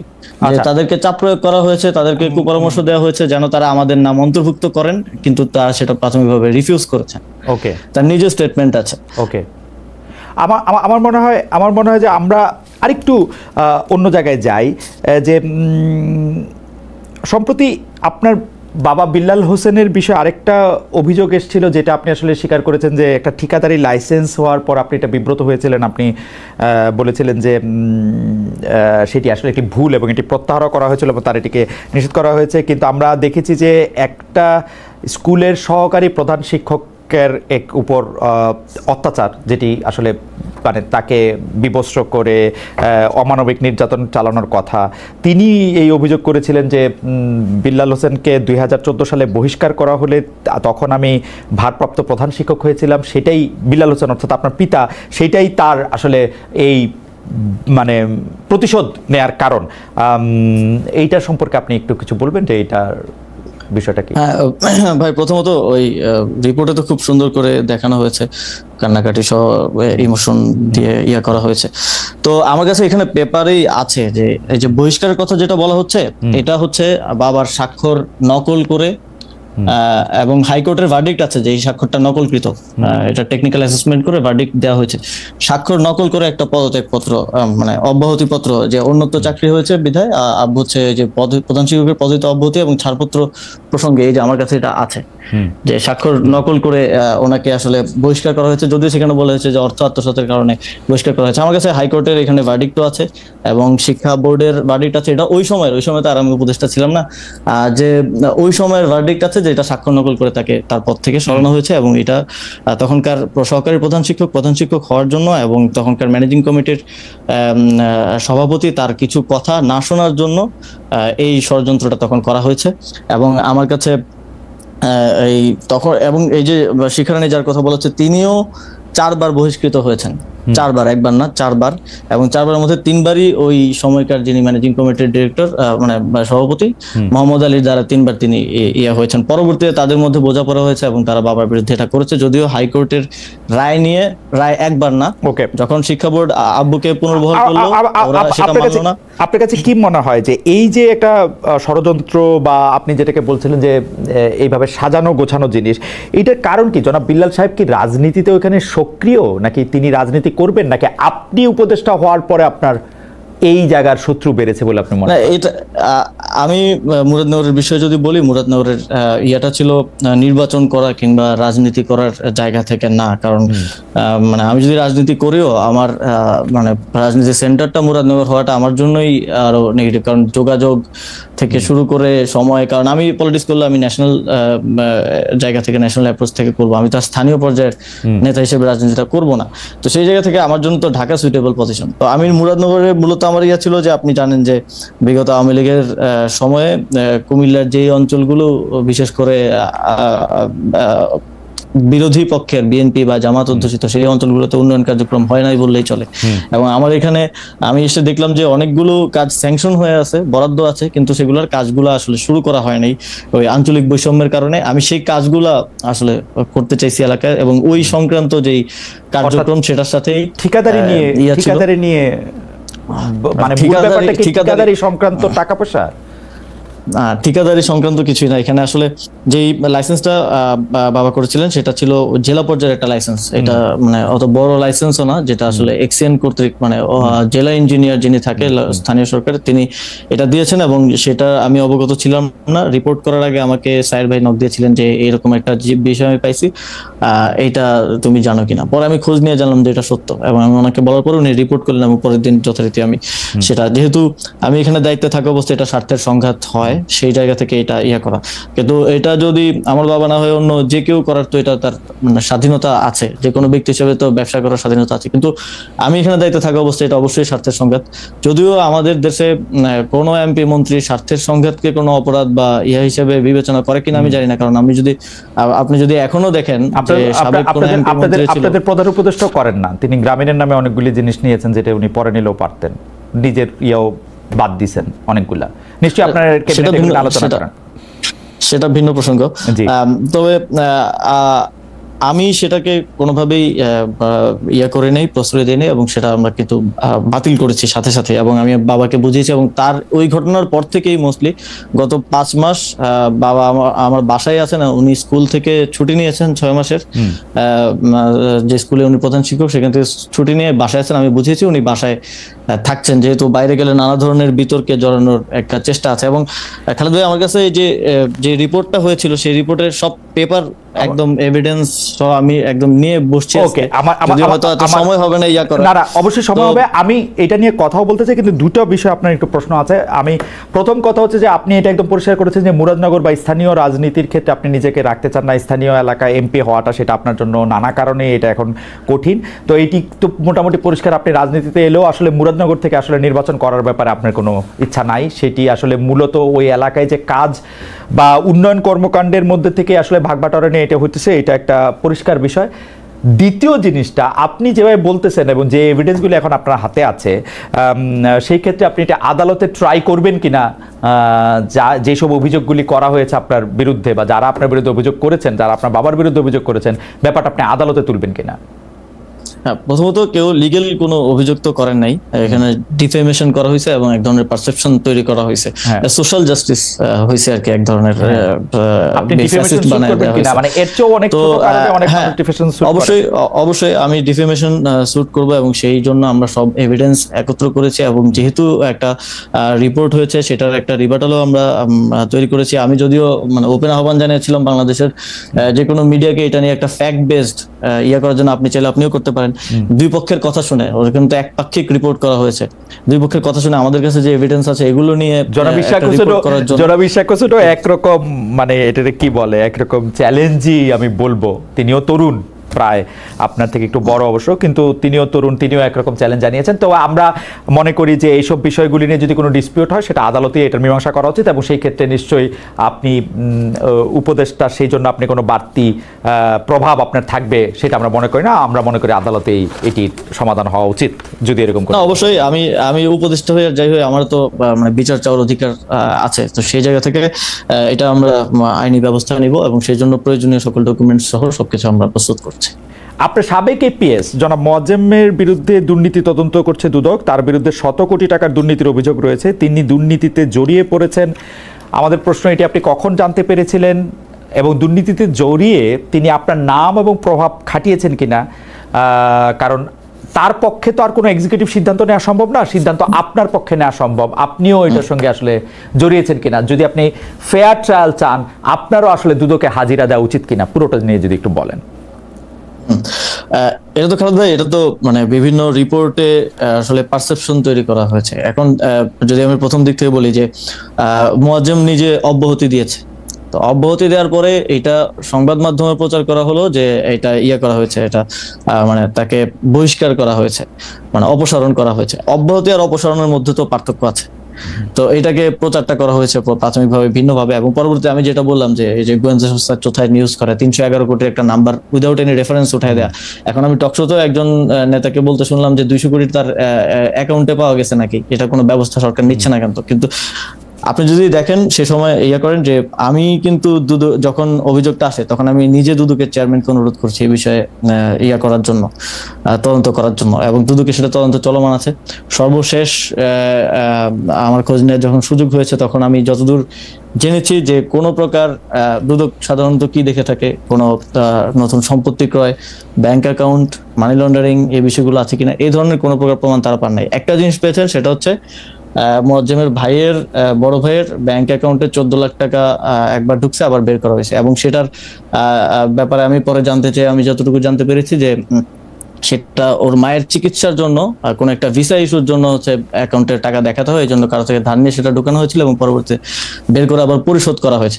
তো এটা আমারও দায় বর্তায় যে এটা খোঁজ নেওয়া যে আমার ক্ষমতার অপব্যবহার করে কেউ দুর্নীতি করছে কিনা। সেই জায়গা থেকে কিন্তু দুদককে আপনি মোহন ভাইকে জিজ্ঞেস করতে পারেন, আমি নিজে ওনাকে ফোন করে বলেছি যে আপনি করেন, এবং আমি গোয়েন্দা সংস্থা NSA DGFI দুইটাকেই বলছি যে আপনারা এটা নিয়ে অনুসন্ধান করেন, করে আমাকে জানান যে কোথায় আসলে দুর্নীতি হয়েছে। কিন্তু সেরকম কিছু আমরা এখন পর্যন্ত পাই নাই, সেরকম কিছু দুদকেও পেয়েছে বলে আমি সর্বশেষ আপডেট জানি না। অবশ্যই সেটা যেহেতু তদন্ত চলমান আছে সেটার বিষয়ে রিপোর্ট পাওয়া যাবে, সবাই দেখবে।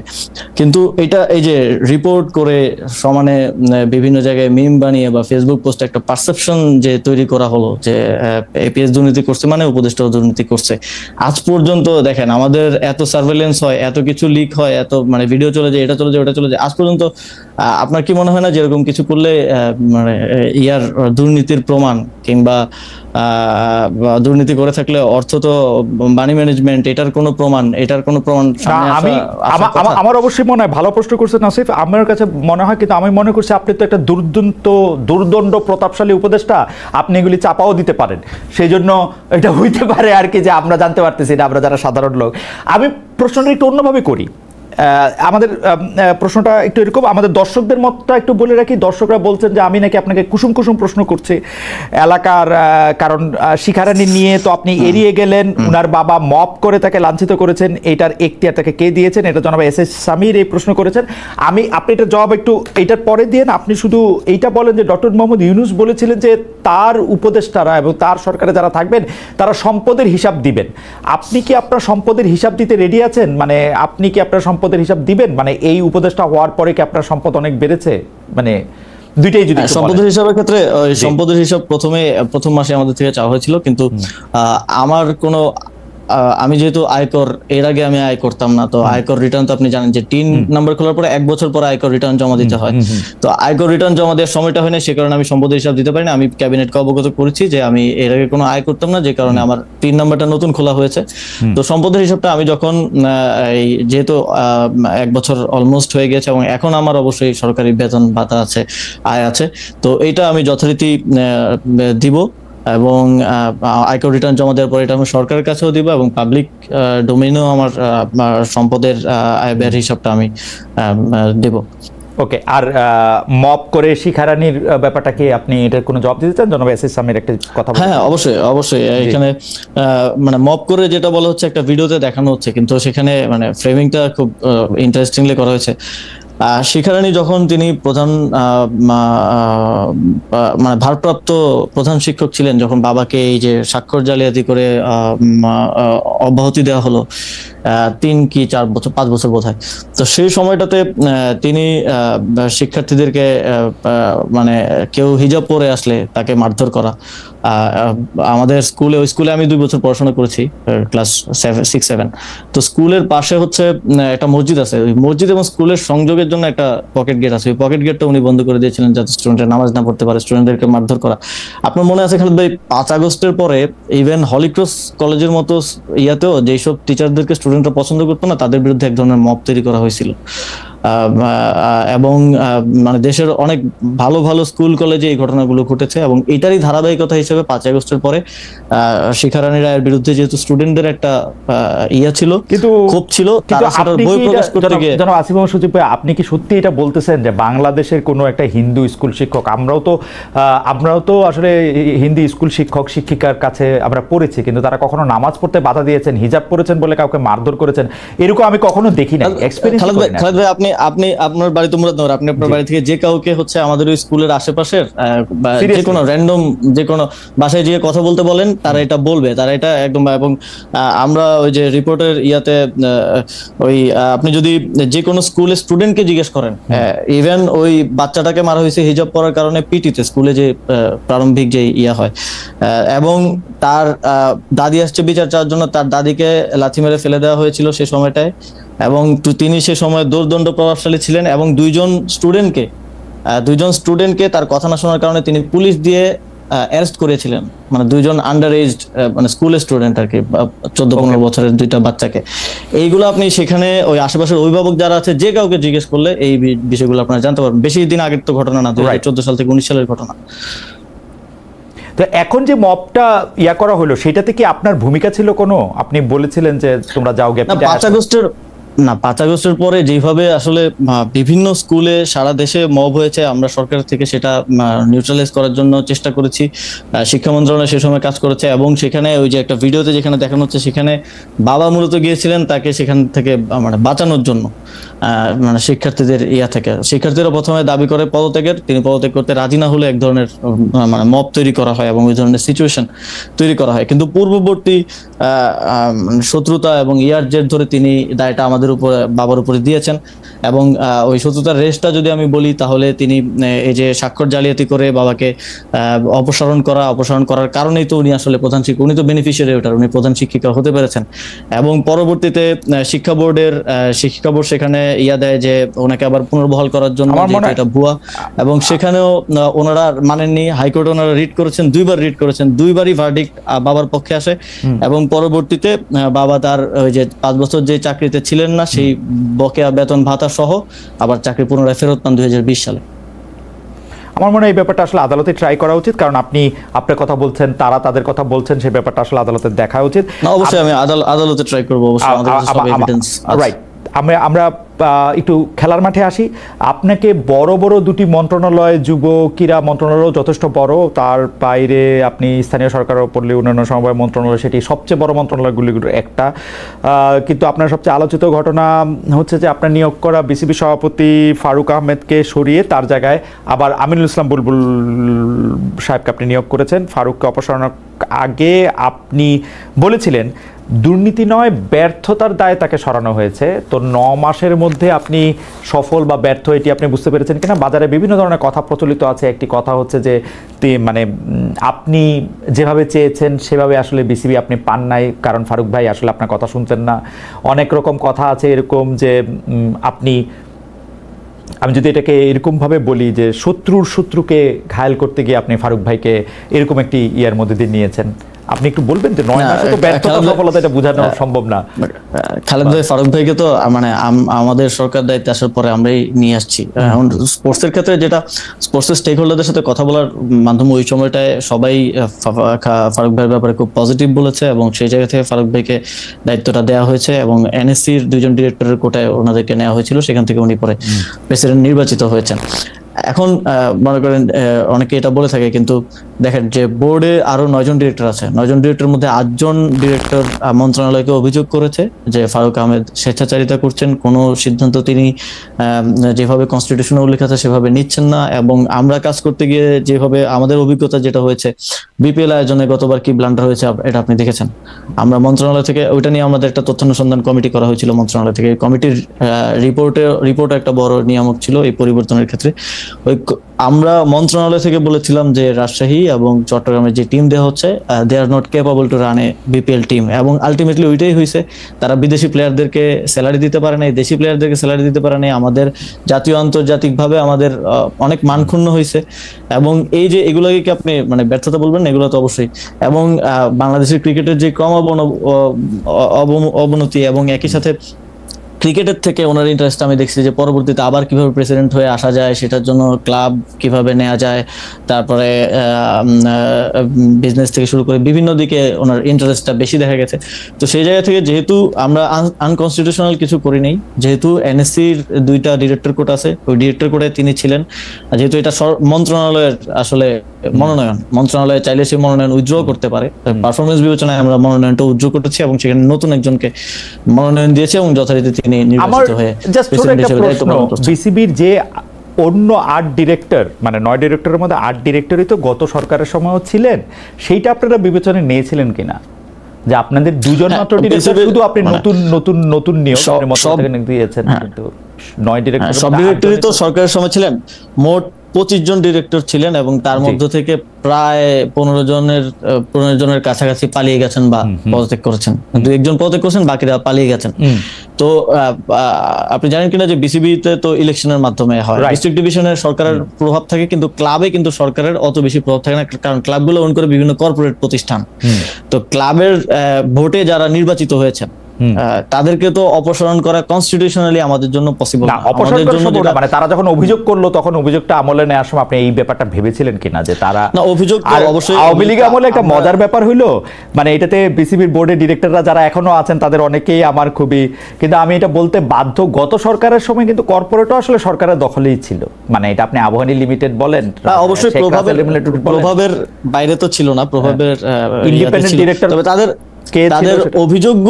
অভিযোগগুলো আমরা আমলে নিয়েছি এবং অভিযোগগুলো আমরা খতিয়ে দেখেছি এবং সেখানে আমরা যথেষ্ট সত্যতা পেয়েছি। এবং আমাদের যেই ফ্যাক্ট ফাইন্ডিং কমিটি ছিল বিপিএল সংক্রান্ত এবং আদার্স, সেটাও আমরা দেখেছি। এবং আপনি দেখেছেন যে বিসিবিতে দুদক গেছে প্রথমবারের মতো এবং এই ধরনের পরিবেশ তৈরি হয়েছে। এবং কিন্তু সেটা তো পরে বোঝা গেছে যে, কারণ সেটাও এরকম রিপোর্ট আমরা দেখছি, জনাব ফারুক আহমেদ এত কোটি টাকা সরালেন, পরে দেখা গেল যে এক ব্যাংক থেকে আরেক ব্যাংকে নিয়ে আসছেন, পরে দেখা গেল যে ওইটা যে সরাইছে সেইটাও ডিরেক্টরের ওই 2 ডিরেক্টরের সইয়ে, তার সইয়ে না। সেটা তো আমিও বলছি, যখন ওই বিষয়টা আসলো তখন আমি নিজে বলছি এবং সেটার জন্য আমাকেও লোকজন গালি দিচ্ছে যে আমি বোধহয় ভাগ পাইছি, অথচ টাকাটা এক ব্যাংক থেকে আরেক ব্যাংকে সরানো হয়েছিল। সেটা এখন আমাদের দেশে তো এই ফ্রেমিংটা হয়, এটা বাস্তব। তবে সেটা আমার ফারুক ভাইয়ের সাথে এখনো ভালো সম্পর্ক, আমার ওনার সাথে কোনো ব্যক্তিগত বিরোধ বা ইয়া নেই।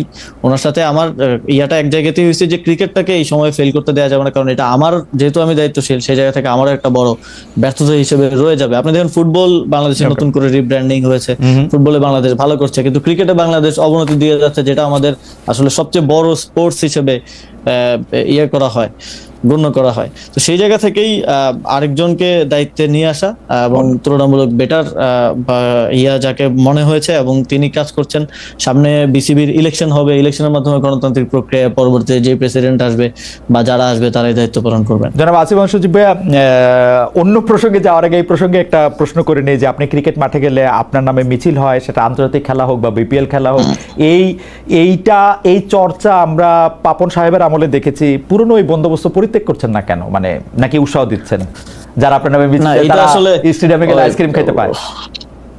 না না না, এটা আসলে কারা দিয়েছে আমি ইয়ে করতে পারি না, কিন্তু পরবর্তীতে আমি যোগাযোগ করে তাদেরকে নিষেধ করেছিলাম এই ধরনের কাজ যাতে আর না করে। এবং আপনি যদি দেখেন সংবাদ সম্মেলনে আমি নিজেও তাদেরকে থামানোর চেষ্টা করেছি। এটা তো আসলে যখন মনে করেন বুলবুল ভাই, আমাদের ক্ষেত্রে একটা পারসেপশন হয় যে আমাদের হয়তো পলিটিক্যাল লোকজন আছে, কিন্তু বুলবুল ভাই যখন অস্ট্রেলিয়া থেকে 15 বছর পরে আয়েশা প্রথম বিসিবিতে ঢুকলেন, তখনও তো বিসিবিতে ওনার নামে মিছিল হয়েছে। তাহলে এরা কারা? আসলে সবসময় কিছু লোকজন ভাই থাকে যারা এটা করে বা একটু অতি উৎসাহী এই ধরনের কার্যক্রম করে থাকে। তো এটা পরবর্তীতে আমি তাদের সাথে যোগাযোগ করে এই ধরনের কাজ করার ক্ষেত্রে নিরুৎসাহ। ঠিক আছে, আমরা আরেকটু সিরিয়াস বিষয়ে যাই। এটা ইদানিংকার বিষয়। মিটফোর্ডে পাথর দিয়ে যখন থেতলে হত্যা করা হয়, তখন আপনি ক্ষোভ নিয়ে ফেসবুকে লিখেছিলেন, প্রস্তর যুগে স্বাগতম, কেউ ইতিহাস থেকে শিক্ষা নেবেন না, ধন্যবাদ। কিন্তু আমরা গত বছর থেকেই দেখেছি ভাত খাওয়ানোর পর ঢাকা বিশ্ববিদ্যালয়ে পিটিয়ে একজনকে হত্যা করা হয়েছে, কথিত তৌহিদি জনতা শতাধিক মাজারে আগুন দিয়েছে, গুড়িয়ে দিয়েছে, পোশাকের জন্য কোথায় কীভাবে চলাচল করবে এই কারণে নারীর আক্রান্ত হয়েছে। সেক্ষেত্রে তৌহিদি জনতা অভিযুক্তদের ফুলের মালা গলায় দিয়ে বরণ করেছে, ঘোষণা দিয়ে বুলডোজার অভিযানের মাধ্যমে বাড়িঘর গুড়িয়ে দেওয়া। এসব ঘটনা প্রস্তর যুগের মধ্যে পড়বে কিনা, আপনি কোনো ঘটনায় প্রতিক্রিয়া জানার সময় সিলেক্টিভ কিনা, এবং সিলেক্টিভ হতে গিয়ে আপনি এক ধরনের লোকদের সন্তুষ্ট করতে চান কিনা? ঢাকা বিশ্ববিদ্যালয়ের ঘটনায়ও তো আমি পোস্ট করেছি যে এই ধরনের মব কোনোভাবেই আসলে ইয়ে না, কোনোভাবেই গ্রহণযোগ্য না, এবং সেটাতেও শাস্তি নিশ্চিতের জন্য, গ্রেফতারের জন্য আমার জায়গা থেকে আমি কাজ করার চেষ্টা করেছি। মাজারে যে ধরনের ভাঙচুর হয়েছে সেটাও আমরা স্ট্রংলি কন্ডেম করেছি, এবং উপদেষ্টা মাহফুজ আলম এই বিষয়টা নিয়ে অনেক সোচ্চার ছিলেন, তিনি কাজ করেছেন, সরকার কাজ করেছে। এবং এই যে আইন শৃঙ্খলা পরিস্থিতির, আমি মনে করি এই সরকারের একটা বড় নেগেটিভ এবং ইয়ার জায়গা হচ্ছে আইন শৃঙ্খলা পরিস্থিতি সম্পূর্ণ নিয়ন্ত্রণ বা উন্নয়ন করতে না পারা। আইন শৃঙ্খলা পরিস্থিতি আসলে সবসময়ই যে খুব ভালো অবস্থায় থাকে তা না, তবে এই সরকারের সময়টাতে দেখা গেছে যে বিগত সময়ের তুলনায় এই ধরনের ঘটনা একটু বেশি ঘটেছে। এবং এটার ক্ষেত্রে কিছু বাস্তবতাও তো আসলে দেখতে হবে যে আমরা যখন দায়িত্ব গ্রহণ করি প্রায় 1 মাস আমাদেরকে পুলিশ অফিসার খুঁজে খুঁজে আনতে হয়েছে যে কোথায় আছে, পালাই গেছে বা ভয়ে আসতেছে না এরকম। এবং আমার জানা মতে প্রায় 150-র উপরে অফিসার ইতিমধ্যেই স্টেশনে না থাকার কারণে, মানে পালিয়ে যাওয়ার কারণে অলরেডি বহিষ্কৃত হয়েছেন, বা তাদের বিরুদ্ধে পুলিশের অভ্যন্তরীণ যে ডিপার্টমেন্টাল প্রসিজার চলছে। তো এই যে চ্যালেঞ্জগুলো, এবং এইখানে বিগত সময়ে 15 বছরে রাজনৈতিক নিয়োগ হয়েছে, এবং তাদের এক ধরনের রাজনৈতিক লয়ালিটিও আছে অনেকের। তো সেই জায়গা থেকে এই পুলিশ এবং এই আইন শৃঙ্খলা, এই বাস্তবতা যেমন আছে, এই সবকিছু মিলিয়ে আইন শৃঙ্খলা পরিস্থিতির ক্ষেত্রে এই সরকার অন্যান্য ক্ষেত্রে, যেমন অর্থনীতির ক্ষেত্রে যেভাবে সাফল্য দেখাতে পেরেছে, আইন শৃঙ্খলা নিয়ন্ত্রণের ক্ষেত্রে সেভাবে সাফল্য দেখাতে পারে নাই। এবং আরেকটা বিষয় আছে এখানে, কিছু ক্ষেত্রে এখানে রাজনৈতিক দলগুলো সরকারকে অনেক সহযোগিতা করেছে, এটা অবশ্যই স্বীকার করতে হবে। যেমন প্রথম দিকে যখন বিভিন্ন মাইনরিটিস, বিভিন্ন বা ইয়ার উপরে হামলা হচ্ছিল, তখন আপনারা দেখেছেন যে জামাতে ইসলামী কিংবা বিএনপি সহ আরো রাজনৈতিক দল যারা আছেন তারা সেখানে পাহারা দিয়েছেন, ছাত্ররা পাহারা দিয়েছে।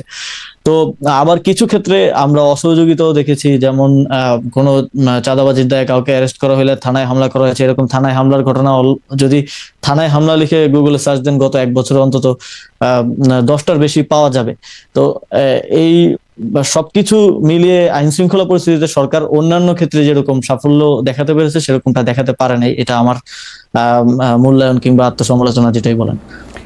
আমরা একটু শেষ করে আনছি আমাদের শেষ দুটো প্রশ্নের একটি প্রশ্ন। দ্বিতীয় শেষ প্রশ্ন যে আপনি সরকারের ভিতরে, আমাদের সাথে আলোচনার ক্ষেত্রে আপনি সরকারের ভিতরে সরকারের কথা বলেছেন, ক্ষমতার কেন্দ্রের কথা বলেছেন, সেটা সামরিক বাহিনী হোক বা অন্য জায়গার থেকে আপনি বলেছেন যে এটা আসলে ক্ষমতার ভিতরে এখন রাজনৈতিক দলগুলোকে আপনি ইঙ্গিত করেছেন, রাজনৈতিক বয়ানগুলিকে আপনি ইঙ্গিত করেছেন, বা রাজনৈতিক এন্টিটিকে, অস্তিত্বকে আপনি এন্টিটি করেছেন। কিন্তু আমরা দেখেছি যখন আপনারা সরকার গঠন করেন, অর্থাৎ 5 আগস্ট 2024 পরবর্তী সময় আমরা আপনার লেখা থেকে জানছি যে আপনারা বিএনপির যে ভারপ্রাপ্ত চেয়ারপারসন জনাব তারেক রহমানের সাথে কথা বলছেন। সেখানে তারেক রহমান জানাচ্ছেন, আমি আপনার লেখা থেকে তারেক রহমানকে উদ্ধৃত করছি, যে সংস্কারের ভাবনাগুলি আপনারা বলার পরে তিনি বলছিলেন যে এত বেশি দায়িত্ব নেওয়ার প্রয়োজন আছে বলে তো মনে হয় না, আপনারা তত্ত্বাবধায়ক সরকার গঠন করে একটা নির্বাচন দিয়ে দিতে পারেন। জনাব তারেক রহমান প্রস্তাব দিলেন প্রধান উপদেষ্টা রেখে 7 জনের একটা সরকার গঠন করে 3 মাসের মধ্যে নির্বাচন দেয়া যেতে পারে। আপনারা তখন এই ব্যাপারটি এরকম না করে একটি সরকার করলেন, সেই সরকারকে আসলে 1 বছর 1.5 বছর সময়ের পরে আমরা একটা ইলেকশনের টাইম পেলাম। এইটা কি আসলে ঠিক হলো, নাকি ওইটা হইলেই ভালো হইতো? কারণ আপনি যেহেতু বলতেছেন যে সরকারের ভিতরে সরকার, নানা জনের মধ্যে নানা রকম অনাস্থা, আপনার কাছে এখন কি মনে হয় 7 জনের একটা উপদেষ্টা সরকার করে দ্রুত 3 মাসের মধ্যে নির্বাচন দিয়ে দিলেই ভালো হতো? যেহেতু এই সরকারও বলতেছেন আসলে সংস্কারটা করতে হবে নতুন সরকার এসে, তারা তো সরকার করতে পারবেন না, এটা আপনার কি মনে হয়? আরেকটা সাপ্লিমেন্টারি কোশ্চেন আমি করে রাখি।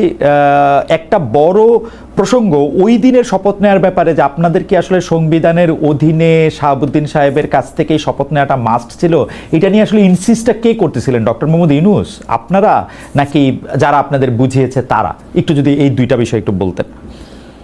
প্রথমত আমাদের 1 দফার প্রথম অংশ হচ্ছে শেখ হাসিনার পতন, এবং দ্বিতীয় অংশে আছে হচ্ছে ফ্যাসিবাদী ব্যবস্থার বিলোপ। ফ্যাসিবাদী ব্যবস্থার বিলোপ এই অংশ বাস্তবায়নের জন্যই এটাই ছিল আমাদের মূল উদ্দেশ্য 5 আগস্টের পর থেকে, এবং সেইখান থেকেই আমরা মনে করেছি যে শুধুমাত্র একটা নির্বাচন এই ফ্যাসিবাদী ব্যবস্থার বিলোপ করতে পারবে না। সেই জায়গা থেকে রাষ্ট্রের বিভিন্ন সাংবিধানিক প্রতিষ্ঠান থেকে শুরু করে একটা বড় ধরনের পরিবর্তন এবং সংস্কার প্রয়োজন, সেই জায়গা থেকেই একটা অন্তর্বর্তীকালীন মানে সরকার গঠন করা। যদিও আপনি যদি আমাদের রূপরেখা দেখেন 5 আগস্টের আগেও যখন আমি একটা 5 পয়েন্টস রূপরেখা দিয়েছিলাম, সেখানে স্পষ্টভাবে উল্লেখ ছিল যে রাজনৈতিক, তারপরে সিভিল সোসাইটির প্রতিনিধি, ছাত্র প্রতিনিধি মিলিয়ে আমরা একটা জাতীয় সরকার করতে চাই। যদিও জাতীয় সরকারটা বিএনপি ডিনাই করার কারণে সেটা করা সম্ভব হয়নি, সেটা হলে এই সরকারটা আরো শক্তিশালী হতে পারতো। এবং এই যে বিভিন্ন সময় কথা ওঠে এই সরকারের ম্যান্ডেট কতটুকু আছে, সংবিধান সংস্কার করতে পারবে কিনা, বা কতটুকু করতে পারবে কতটুকু করতে পারবে না, কিংবা অনির্বাচিত সরকার, এই জিনিসগুলো থাকতো না। এবং একটা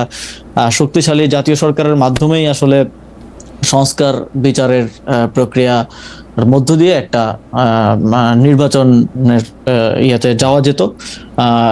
তবে সেটা সম্ভব হয়নি, কারণ সে সময় 9 তারিখ রাতেই যখন আমরা জনাব তারেক রহমানের সাথে মিটিং করি, সেখানে তিনি জানিয়েছেন যে জাতীয় সরকারে বিএনপি থাকতে চায় না। তো সেক্ষেত্রে আমরা আর এই জাতীয় সরকারের বিষয়টা নিয়ে আর আগাতে পারিনি, কারণ আপনি জানেন যে বিএনপিকে ছাড়া জাতীয় সরকার আসলে জাতীয় মানে কি, সবাইকে যদি না আনা যায় সেটা তো আর জাতীয় থাকে না। তো সেই জায়গা থেকে একটা অন্তর্বর্তীকালীন সরকার গঠন করা হয়। পরের প্রশ্নটা ছিল হচ্ছে যে এই যে সংবিধানের অধীনে বা রাষ্ট্রপতির কাছ থেকে শপথ নেওয়ার বিষয়টা আসলে কে আপনাদেরকে বাধ্য করলো, ডক্টর মোহাম্মদ ইউনূস?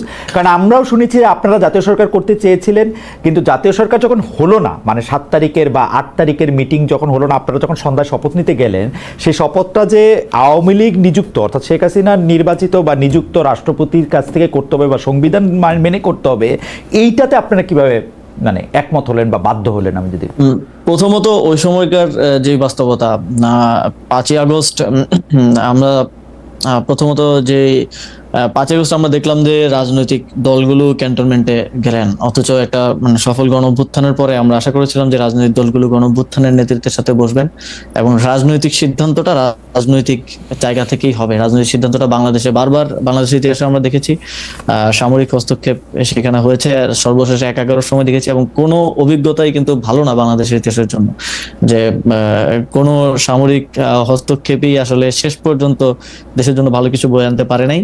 তো সেই জায়গা থেকে আমাদের একটা ইয়া ছিল যে রাজনৈতিক সিদ্ধান্তগুলো, সরকার গঠনের সিদ্ধান্তটা সামরিক হস্তক্ষেপ মুক্ত রাখা। কিন্তু যখন আসলে 5 আগস্ট আমরা যখন রাজপথে যখন গণভবনের দিকে যাচ্ছি, তখন রাজনৈতিক দলগুলো ক্যান্টনমেন্টে যাচ্ছে আলোচনা করার জন্য। এইটা ছিল প্রথম, ওই যে আমি যে বললাম ক্ষমতার কেন্দ্রগুলা ভাগ হয়ে যাওয়া বা ম্যান্ডেটটা আসলে রাজনৈতিক দলগুলো তো না, আপনার সহযোদ্ধারাও তো গিয়েছিলেন সে সময় ক্যান্টনমেন্টে। সে সময় ক্যান্টনমেন্টে খুব ইন্টারেস্টিংলি যে তিনজনকে আসলে সমন্বয়ক হিসেবে দেখানো হয়েছিল, তারা সমন্বয়ক ছিল না, তারা ভুয়া। এবং পরবর্তীতে তাদের সাথে যোগাযোগ করে আমরা জানতে পেরেছি যে বঙ্গভবনের বাইরে তারা ওই দিক দিয়ে হাঁটতেছিল আন্দোলনের অংশ হিসেবে, ওইখান থেকে তাদের তিনজনকে ধরে নিয়ে যাওয়া হয়েছে। তো তারা আমাদের সমন্বয়ক তালিকায় নাই। তো এটা এইভাবে ফ্রেমিং করা হয়েছে যে সমন্বয়করাও বৈঠকে আছে, সমন্বয়করাও সিদ্ধান্ত গ্রহণ প্রক্রিয়ায় আছে। তো এটা তো আমরা ডিনাই করছি, কিন্তু ওই যে আপনি ম্যান্ডেটটা দিয়ে আসলেন, রাজনৈতিক দলগুলো ম্যান্ডেটটা সেখানে দিয়ে আসলো, এবং পরবর্তীতে এই যে সারা দেশে ওই দিন মানে 5 তারিখ রাতটাকে বলা হয় গুজবের রাত। এই যে সারা দেশে রাজাবাগে গুলি হচ্ছে, ঢুকতেছে, সৈন্য সমাবেশ হচ্ছে, এই যে নানা ধরনের মানে এই যে অস্থিতিশীলতা তা দেখা যাচ্ছিল, এবং আমাদের উপর একটা তখন চাপ তৈরি হয়ে যায় যে খুব দ্রুত সময়ের মধ্যে একটা সরকার যদি গঠন না করা যায় তাহলে দেশে আরো খারাপ পরিস্থিতির দিকে, গৃহযুদ্ধের দিকে বা অন্য কোনো যে কোনো খারাপ পরিস্থিতির দিকে যেতে পারে। তো সেই জায়গা থেকে হচ্ছে আমরা সেদিন রাতেই দেখবেন যে কোনো ধরনের কারোর সাথে আলোচনা ছাড়াই এক ধরনের বিপ্লবী কায়দায় ভিডিও বার্তা দিয়ে আমাদের বর্তমান মাননীয় প্রধান উপদেষ্টাকে প্রধান উপদেষ্টা হিসেবে কিন্তু ঘোষণা করি। এটা 6 তারিখ হচ্ছে প্রথম প্রহরে রাত 3টা কি 4টার দিকে আমরা তিনজন ভিডিও বার্তা এসে ঘোষণা করে দিই। পরের দিন হচ্ছে বৈঠক হয়, এবং বৈঠকের ব্যাপারে ইন্টারেস্টিংলি যখন আমার কথা হচ্ছিল তখন আমাদেরকে বলা ছিল ক্যান্টনমেন্ট আসার জন্য, কিন্তু ওই যে আমাদের ওই চিন্তা যে আমরা সামরিক হস্তক্ষেপ রাজনৈতিক সিদ্ধান্তে আসতে দিব না, সেই জায়গা থেকে আমরা বলেছি না, ক্যান্টনমেন্টে না, আপনারা ইয়াতে আসেন, ঢাকা বিশ্ববিদ্যালয়ে আসেন, আমরা ভিসি স্যারের বাসভবনে বা অফিসে বৈঠক করি। কিন্তু তাদের থেকে তখন বলা হয় যে এটা সম্ভব না, তাহলে আমরা এটা মাঝামাঝি জায়গায় আসি, আমরা বঙ্গভবনে তাহলে আসি। তো তখন আমরা সচেতন ভাবেই ক্যান্টনমেন্টকে এড়িয়ে চলা বা সামরিক ইয়াতে এটা করছিলাম, কিন্তু যতটুকু আমাদের সক্ষমতার মধ্যে ছিল। রাজনৈতিক দলগুলো যদি প্রথমে এসে গণঅভ্যুত্থানের নেতৃত্বের সাথে বসতো এবং রাজনৈতিকভাবে সিদ্ধান্ত নেওয়ার ম্যান্ডেটটা ওনারা নিজেরা নিত আমাদের সাথে ঐক্যবদ্ধভাবে, তাহলে কিন্তু ওই পরিস্থিতি বা ওই পরিবেশ, ওই সংবিধানের আন্ডারে আমরা শপথ নিব কি নিব না, এই বিষয়গুলোতে আর একটা আরো ভালো এবং বিপ্লবী সিদ্ধান্ত নেওয়ার সুযোগ থাকতো। তো সেই সুযোগটা আমাদের হাতে তখন মানে ওই সময়কার বাস্তবতা, এখন এসে বলতে পারি যে এটা করলে এরকম হতে পারতো, ওইটা করলে এরকম হতে পারতো, ওই সময়কার যে বাস্তবতা, তার মানে ওই সময় যে রাজনৈতিক দলগুলি ক্রিয়াশীল ছিল, অর্থাৎ জামায়াতে ইসলামী, তারপরে হচ্ছে যে মানে জনাব জোনায়েদ সাকির দল, তারপরে হচ্ছে আরো আরো আরো ছিল বিএনপি, জাতীয় ইয়াতে অংশগ্রহণ না করলেও ক্যান্টনমেন্টে সে আলোচনায় অংশ নিল। তারাই আসলে এই প্রক্রিয়াটা করলো এরকম, যাতে আপনারা সংবিধানকে সমুন্নত রেখে রাষ্ট্রপতির কাছে শপথ নেন, ওরকম তারাই করলো ব্যাপারটা।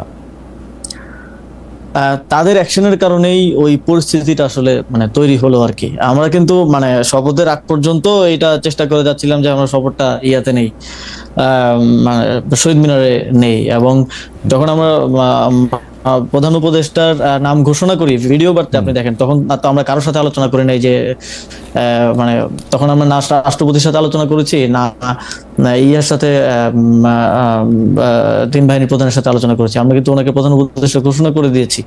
এবং কিন্তু পরবর্তীতে যেই অস্থিতিশীল পরিবেশ তৈরি হচ্ছিল এবং আমাদেরকে সকল পক্ষ থেকে এটা বলা হচ্ছিল খুব দ্রুত সরকারটা গঠন করতে হবে, না হলে দেশ যে কোনো খারাপ পরিস্থিতির দিকে যেতে পারে। এবং তখনকার বাস্তবতা এটা ছিল, সবাই খুব চিন্তিত ছিল, বিভিন্ন জায়গায় ডাকাতি হচ্ছিল, মানুষকে নেমে আসতে হচ্ছিল আইন শৃঙ্খলা রক্ষা করার জন্য। তো সেই পরিস্থিতিতে আসলে খুব দ্রুততার সাথে সরকার গঠনটা এবং তখন লিয়াজু কমিটির মাধ্যমে একটা প্রক্রিয়ার মধ্য দিয়ে আসলে আমরা তখন আমরা যারা গণমাধ্যম বা সংবাদ মাধ্যম তারা আসলে মূল যদি আমি 5, 6, 7, 8 তারিখের কথা বলি, অর্থাৎ তারপর থেকে জনাব আসিফ নজরুল, জনাব সৈয়দা রিজওয়ানা হাসান, জনাব আদিলুর রহমান খান, এর মধ্যে জনাব আসিফ নজরুলকে আমরা সবচেয়ে বেশি সক্রিয় দেখেছি, তার কথা বলেছি। আপনার কাছে কি মনে হয় জনাব আসিফ নজরুল, ডক্টর মোহাম্মদ ইউনূস তারাও কি এইরকম ভাবেই সরকারটা করতে চেয়েছিলেন, বা জনাব আদিলুর রহমান খান, সৈয়দা রিজওয়ানা হাসান? দেখেন, এক তো হচ্ছে এখানে আমরা যারা মানে গণঅভ্যুত্থানের সামনে থেকে নেতৃত্ব দিয়েছি বা ইয়ে করেছি, তাদের একটা বিপ্লবী বা বৈপ্লবিক চিন্তার জায়গা আছে, কিন্তু যারা এখানে বিভিন্ন প্রফেশন বা এক্সপার্টিজের জায়গা থেকে এসেছেন, অবশ্যই অন্যান্য স্টেক হোল্ডারদের মতামতের ভিত্তিতে, তো ওনারা তো আমাদের মতো সেম ভাবে চিন্তা করেন না। এবং মাঝে মধ্যে আমাদের ইনফর্মাল আলোচনায় এটা হয়তো বলেনও, এবং এটাও স্বাভাবিক। আমি যেভাবে চিন্তা করি আপনি তো সেভাবে চিন্তা করবেন না। তো আপনার একটা এক্সপার্টিজের জায়গা আছে, আপনি একজন সাংবাদিক, আপনি আপনার পোস্ট থেকে চিন্তা করবেন। তো একজন শিক্ষক, একজন পরিবেশ কর্মী, কিংবা একজন সাবেক সচিব, কিংবা একজন লয়ার, সবার চিন্তাটা তো এক জায়গায় হবে না। তো সেই জায়গা থেকে এই সরকারের একটা বড় বৈশিষ্ট্য আমি বলবো যে স্থিতিশীলতা রক্ষা করা ছিল প্রথম থেকেই সরকারের মধ্যে। আমরা যারা ছিলাম, যারা গণঅভ্যুত্থানে, তারা একটা ড্রাস্টিক চেঞ্জ চেয়ে এসেছি, কিন্তু এটা এই ড্রাস্টিক চেঞ্জ না হয়ে সেটা গ্র্যাজুয়ালিজমের মাধ্যমে আস্তে আস্তে পরিবর্তনটা হওয়া এবং 1 বছর পরে একটা ঘোষণাপত্র পাওয়া এবং সংস্কারের বিষয়গুলো। আমরা তো সংবিধান পুনর্লিখনের কথা বলেছি। এখন ঐকমত্য কমিশনের যিনি সহসভাপতি আছেন ডক্টর আলী রিয়াজ স্যার, তিনিও পুনর্লিখনের কথা বলেছেন। কিন্তু সার্বিক বাস্তবতায় এবং এই যে স্থিতিশীলতা রক্ষার যেই একটা বৈশিষ্ট্য বা এই জায়গা থেকেই এই ড্রাস্টিক চেঞ্জ বা এই পরিবর্তনের জায়গাগুলো ওইভাবে সম্ভব হয়নি, এবং সেটা একটা গ্র্যাজুয়াল পরিবর্তনের দিকে আসলে আমাদেরকে যেতে হয়েছে এবং যেতে হচ্ছে। ওকে, সর্বশেষ প্রশ্ন, নির্বাচন। এই মুহূর্তে আমার কাছে যে ফটো কার্ডটা আমি দেখছি সেটি জাতীয় নাগরিক পার্টির মুখ্য সমন্বয়ক তাকে উদ্ধৃত করছে একটা টেলিভিশন। সেটি বলছে, ঘোষণা দিচ্ছি ফেব্রুয়ারিতে নির্বাচন হবে না, কারণ নতুন সংস্কার বা নতুন সংবিধান কিছুই আমরা পাইনি। আমার যেই ভাই মারা গেছে তাকে ফেরত দিয়ে নির্বাচন দিতে হবে। আমি আপনার কাছে প্রশ্নটি করতে চাই, এই কোটেশনটা আমি বললাম, আমি আপনার কাছে প্রশ্নটি করতে চাই যে আপনি কি মনে করেন নির্বাচন আসলে কবে হবে? কেউ কেউ ঘোষণা দিচ্ছেন, বা নাসিরুদ্দিন পাটোয়ারির ঘোষণা দিয়েছেন ফেব্রুয়ারিতে নির্বাচন, অনেকেই বলছেন যে বলে বটে আসলে ইলেকশন হবে না, কিছু একটা বলে টলে এই সরকার আরো কিছুদিন রয়ে যাবে। আপনার কাছে কি মনে হয়? আমি ব্যক্তিগতভাবে যদি বলি তাহলে আমি মানে ফেব্রুয়ারিতে ইলেকশন করার ক্ষেত্রে সরকারের কমিটমেন্ট আমি দেখেছি, এবং সেই উদ্দেশ্যে এই সরকার যে মানে কার্যক্রম, সকল প্রয়োজনীয় কার্যক্রম হাতে নিয়েছে। ইলেকশন কমিশনকে প্রয়োজনীয় নির্দেশনা দেওয়া হয়েছে, চিঠি দেওয়া হয়েছে, এবং সরকারের মধ্যে লেভেল প্লেইং ফিল্ড তৈরি করা, তারপরে একটা ইলেকশনের প্রস্তুতির দিকে যাওয়ার সকল ধরনের যে ফেব্রুয়ারিতেই নির্বাচন হবে। এবং এর মধ্যে যে এখনো আমাদের জুলাই সনদটা হয়নি, চার্টার যেটা হওয়ার কথা সবার ঐকমত্যের ভিত্তিতে, এর মধ্যে এটাও আমি আশা করি যে এটা যদিও 8 আগস্ট করার একটা ছিল, কিন্তু করা সম্ভব হয়নি। ঐকমত্য কমিশনের মেয়াদ 1 মাস বৃদ্ধি করা হয়েছে, আমি আশা করি 1 মাসের মধ্যে সেটাও হবে। সরকারের মধ্যে আমি এই ধরনের কোনো ইন্টেনশন দেখি নাই যে আসলে ফেব্রুয়ারির পরে এখানে কারো থাকার আসলে ইচ্ছা আছে, বা ফেব্রুয়ারির পরে ইলেকশন না দিয়ে আরো ক্ষমতায় থাকার কোনো প্রয়াস বা কোনো ইন্টেনশন আমি আমার জায়গা থেকে বা আমার অভিজ্ঞতা, আমার বোঝাপড়া থেকে আমি আসলে দেখি নাই। জনাব আসিফ মোহাম্মদ সজীব ভূঁইয়া, সর্বশেষ প্রশ্ন একটি ল্যাজ। কয়েকদিন আগে বিএনপির চেয়ারপারসনের পিএস, মানে যিনি সাবেক সরকারি কর্মকর্তা ছিলেন, তিনি বলেছেন যে 8 জন উপদেষ্টার বিরুদ্ধে দুর্নীতির অভিযোগ তার কাছে রয়েছে, যেটি অবশ্য তা আপনার কাছে কি মনে হয়? তিনি যে 8 জনের কথা বলেছেন এর মধ্যে আপনার নাম আছে, বা তিনি কার কথা বলেছেন? মানে ঘুরে ফিরে কি উপদেষ্টার এপিএস এর 200 কোটি টাকার কথাও ওইটার মধ্যে ঘুরে ফিরে আলোচনা হয়েছে। আমার মনে হয় বললে খুব স্পষ্টভাবে বলা উচিত, তার জন্য নাম বলতে তো কোনো সমস্যা নেই যদি ওনার কাছে অভিযোগ এবং প্রমাণ থাকে। এবং যদি দেখেন পরবর্তীতে বিএনপি থেকে প্রেস রিলিজ দেওয়া হয়েছে যে ওনার বক্তব্য বিএনপির বক্তব্য না, এবং জনাব মির্জা ফখরুল ইসলাম আলমগীর বিএনপির মহাসচিব তিনিও একটা প্রেস রিলিজ দেওয়ার মাধ্যমে এই বক্তব্যটাকে বিএনপির বক্তব্য বলে ডিনাই করেছেন। এবং আমার মনে হয় যে ওনার কাছে যদি অভিযোগ এবং প্রমাণ থাকে সেটা আরো স্পষ্টভাবে বলা উচিত। এখন তো সেই স্বাধীনতা আছে, এখন তো মানে সরকারকেও গালিগালাজ করা যায়, এখন তো কেউ কাউকে উঠায় নিয়ে যায় না। তো এখানে রাগঢাক রাখার তো কোনো কারণ নেই যদি ওনার কাছে থেকে থাকে। সরকারের গালিগালাজ বলে করা যায় না। সরকার আপনাকে গালিগালাজ করলে বা আপনাকে বকা দিলে বা আপনাকে সমালোচনা করলে নাকি জেল টেল দেওয়া হয়। কয়েকদিন আগে নাকি কি স্কুলের এক বাচ্চাকে জেল দেওয়া হয়েছে ফেসবুকে কি পোস্ট দেওয়ার কারণে। মানে এগুলি আপনারা আমি এখন ওইটা আপনার জন্য প্রশ্ন ছিল না বলে ওটা এরকম স্পেসিফিক না, কিন্তু আসলে উপদেষ্টাদের বিরুদ্ধে কথা বললে কি জেল হয় এরকম আপনি শুনছেন? বা প্রধান উপদেষ্টা? না খালেদ ভাই, প্রতিদিনই তো হচ্ছে। এখন ফেসবুক খুলেই দেখা যাবে কেউ না কেউ সরকারকে অথর্ব সরকার বলতেছে, বা কোনো একজন উপদেষ্টাকে গালি দিচ্ছে, এই যে পাথর ইস্যু নিয়ে রেতন আপার ব্যাপারে বলতেছে, বা আমার মন্ত্রণালয়ের কোনো ব্যর্থতা সফলতা এগুলো নিয়ে আমাকে গালি দিচ্ছে, এবং ট্যাগ করে এই যে ট্যাগ করলে তো মেনশনে আসে, মেনশনে গিয়ে মাঝে মাঝে দেখি যে ট্যাগ করেও গালি দিচ্ছে। তো সেটা তো কিছু হচ্ছে না, এখন তো ওই প্র্যাকটিসটাই সরকারের মধ্যে নাই। আপনার সঙ্গে লম্বা আলাপে আমরা অনেকগুলি বিষয় জানতে পারলাম। আপনার বিষয়েও জানতে পেরেছি, আমরা মন্ত্রণালয়ের বিষয়ে জানতে পেরেছি, আপনার এলাকা নিয়েও জানতে পেরেছি। তবে আমার মনে হয় জনাব আসিফ মোহাম্মদ সজীব ভূঁইয়া, এটা আমার ধারণা, আপনার এই সাক্ষাৎকারটি বা আপনার সাথে এই আলোচনাটি, কথোপকথনটি যদি মুরাদনগরের মানুষ দেখে থাকেন, তারা আপনার অবস্থানটা একদম স্পষ্ট জানবেন এবং হয়তো ওইখানে যিনি বিএনপির নেতা আছেন জনাব কায়কোবাদ, উনি খুব খুশি হবেন যে আপনি আসলে ওইখানে মানে প্রতিদ্বন্দ্বিতা করছেন না বা আপনার উদ্দেশ্য সেখানে নির্বাচন করা নয়। এছাড়াও আরও অনেকগুলি বিষয়, সরকারের ভিতরে ক্ষমতার কেন্দ্র, সামরিক বাহিনীর অবস্থান, কাগজে কলমে নানা বিষয়ে আপনি কথা বলেছেন। আপনি আমাদের দর্শকদের উদ্দেশ্যে যদি আপনার কিছু বলার থাকে আপনি একটু যোগ করতে পারেন, তার আগে আমি আপনাকে অনেক ধন্যবাদ দিয়ে রাখি। অবশ্যই এই মুহূর্তে, হ্যাঁ জি, আপনি শেষ করেন। এই মুহূর্তে বাংলাদেশ একটা মানে গুরুত্বপূর্ণ ঐতিহাসিক সময় পার করছে এবং এই বিগত এই 1 বছর বাংলাদেশের এবং জুলাই গণঅভ্যুত্থানের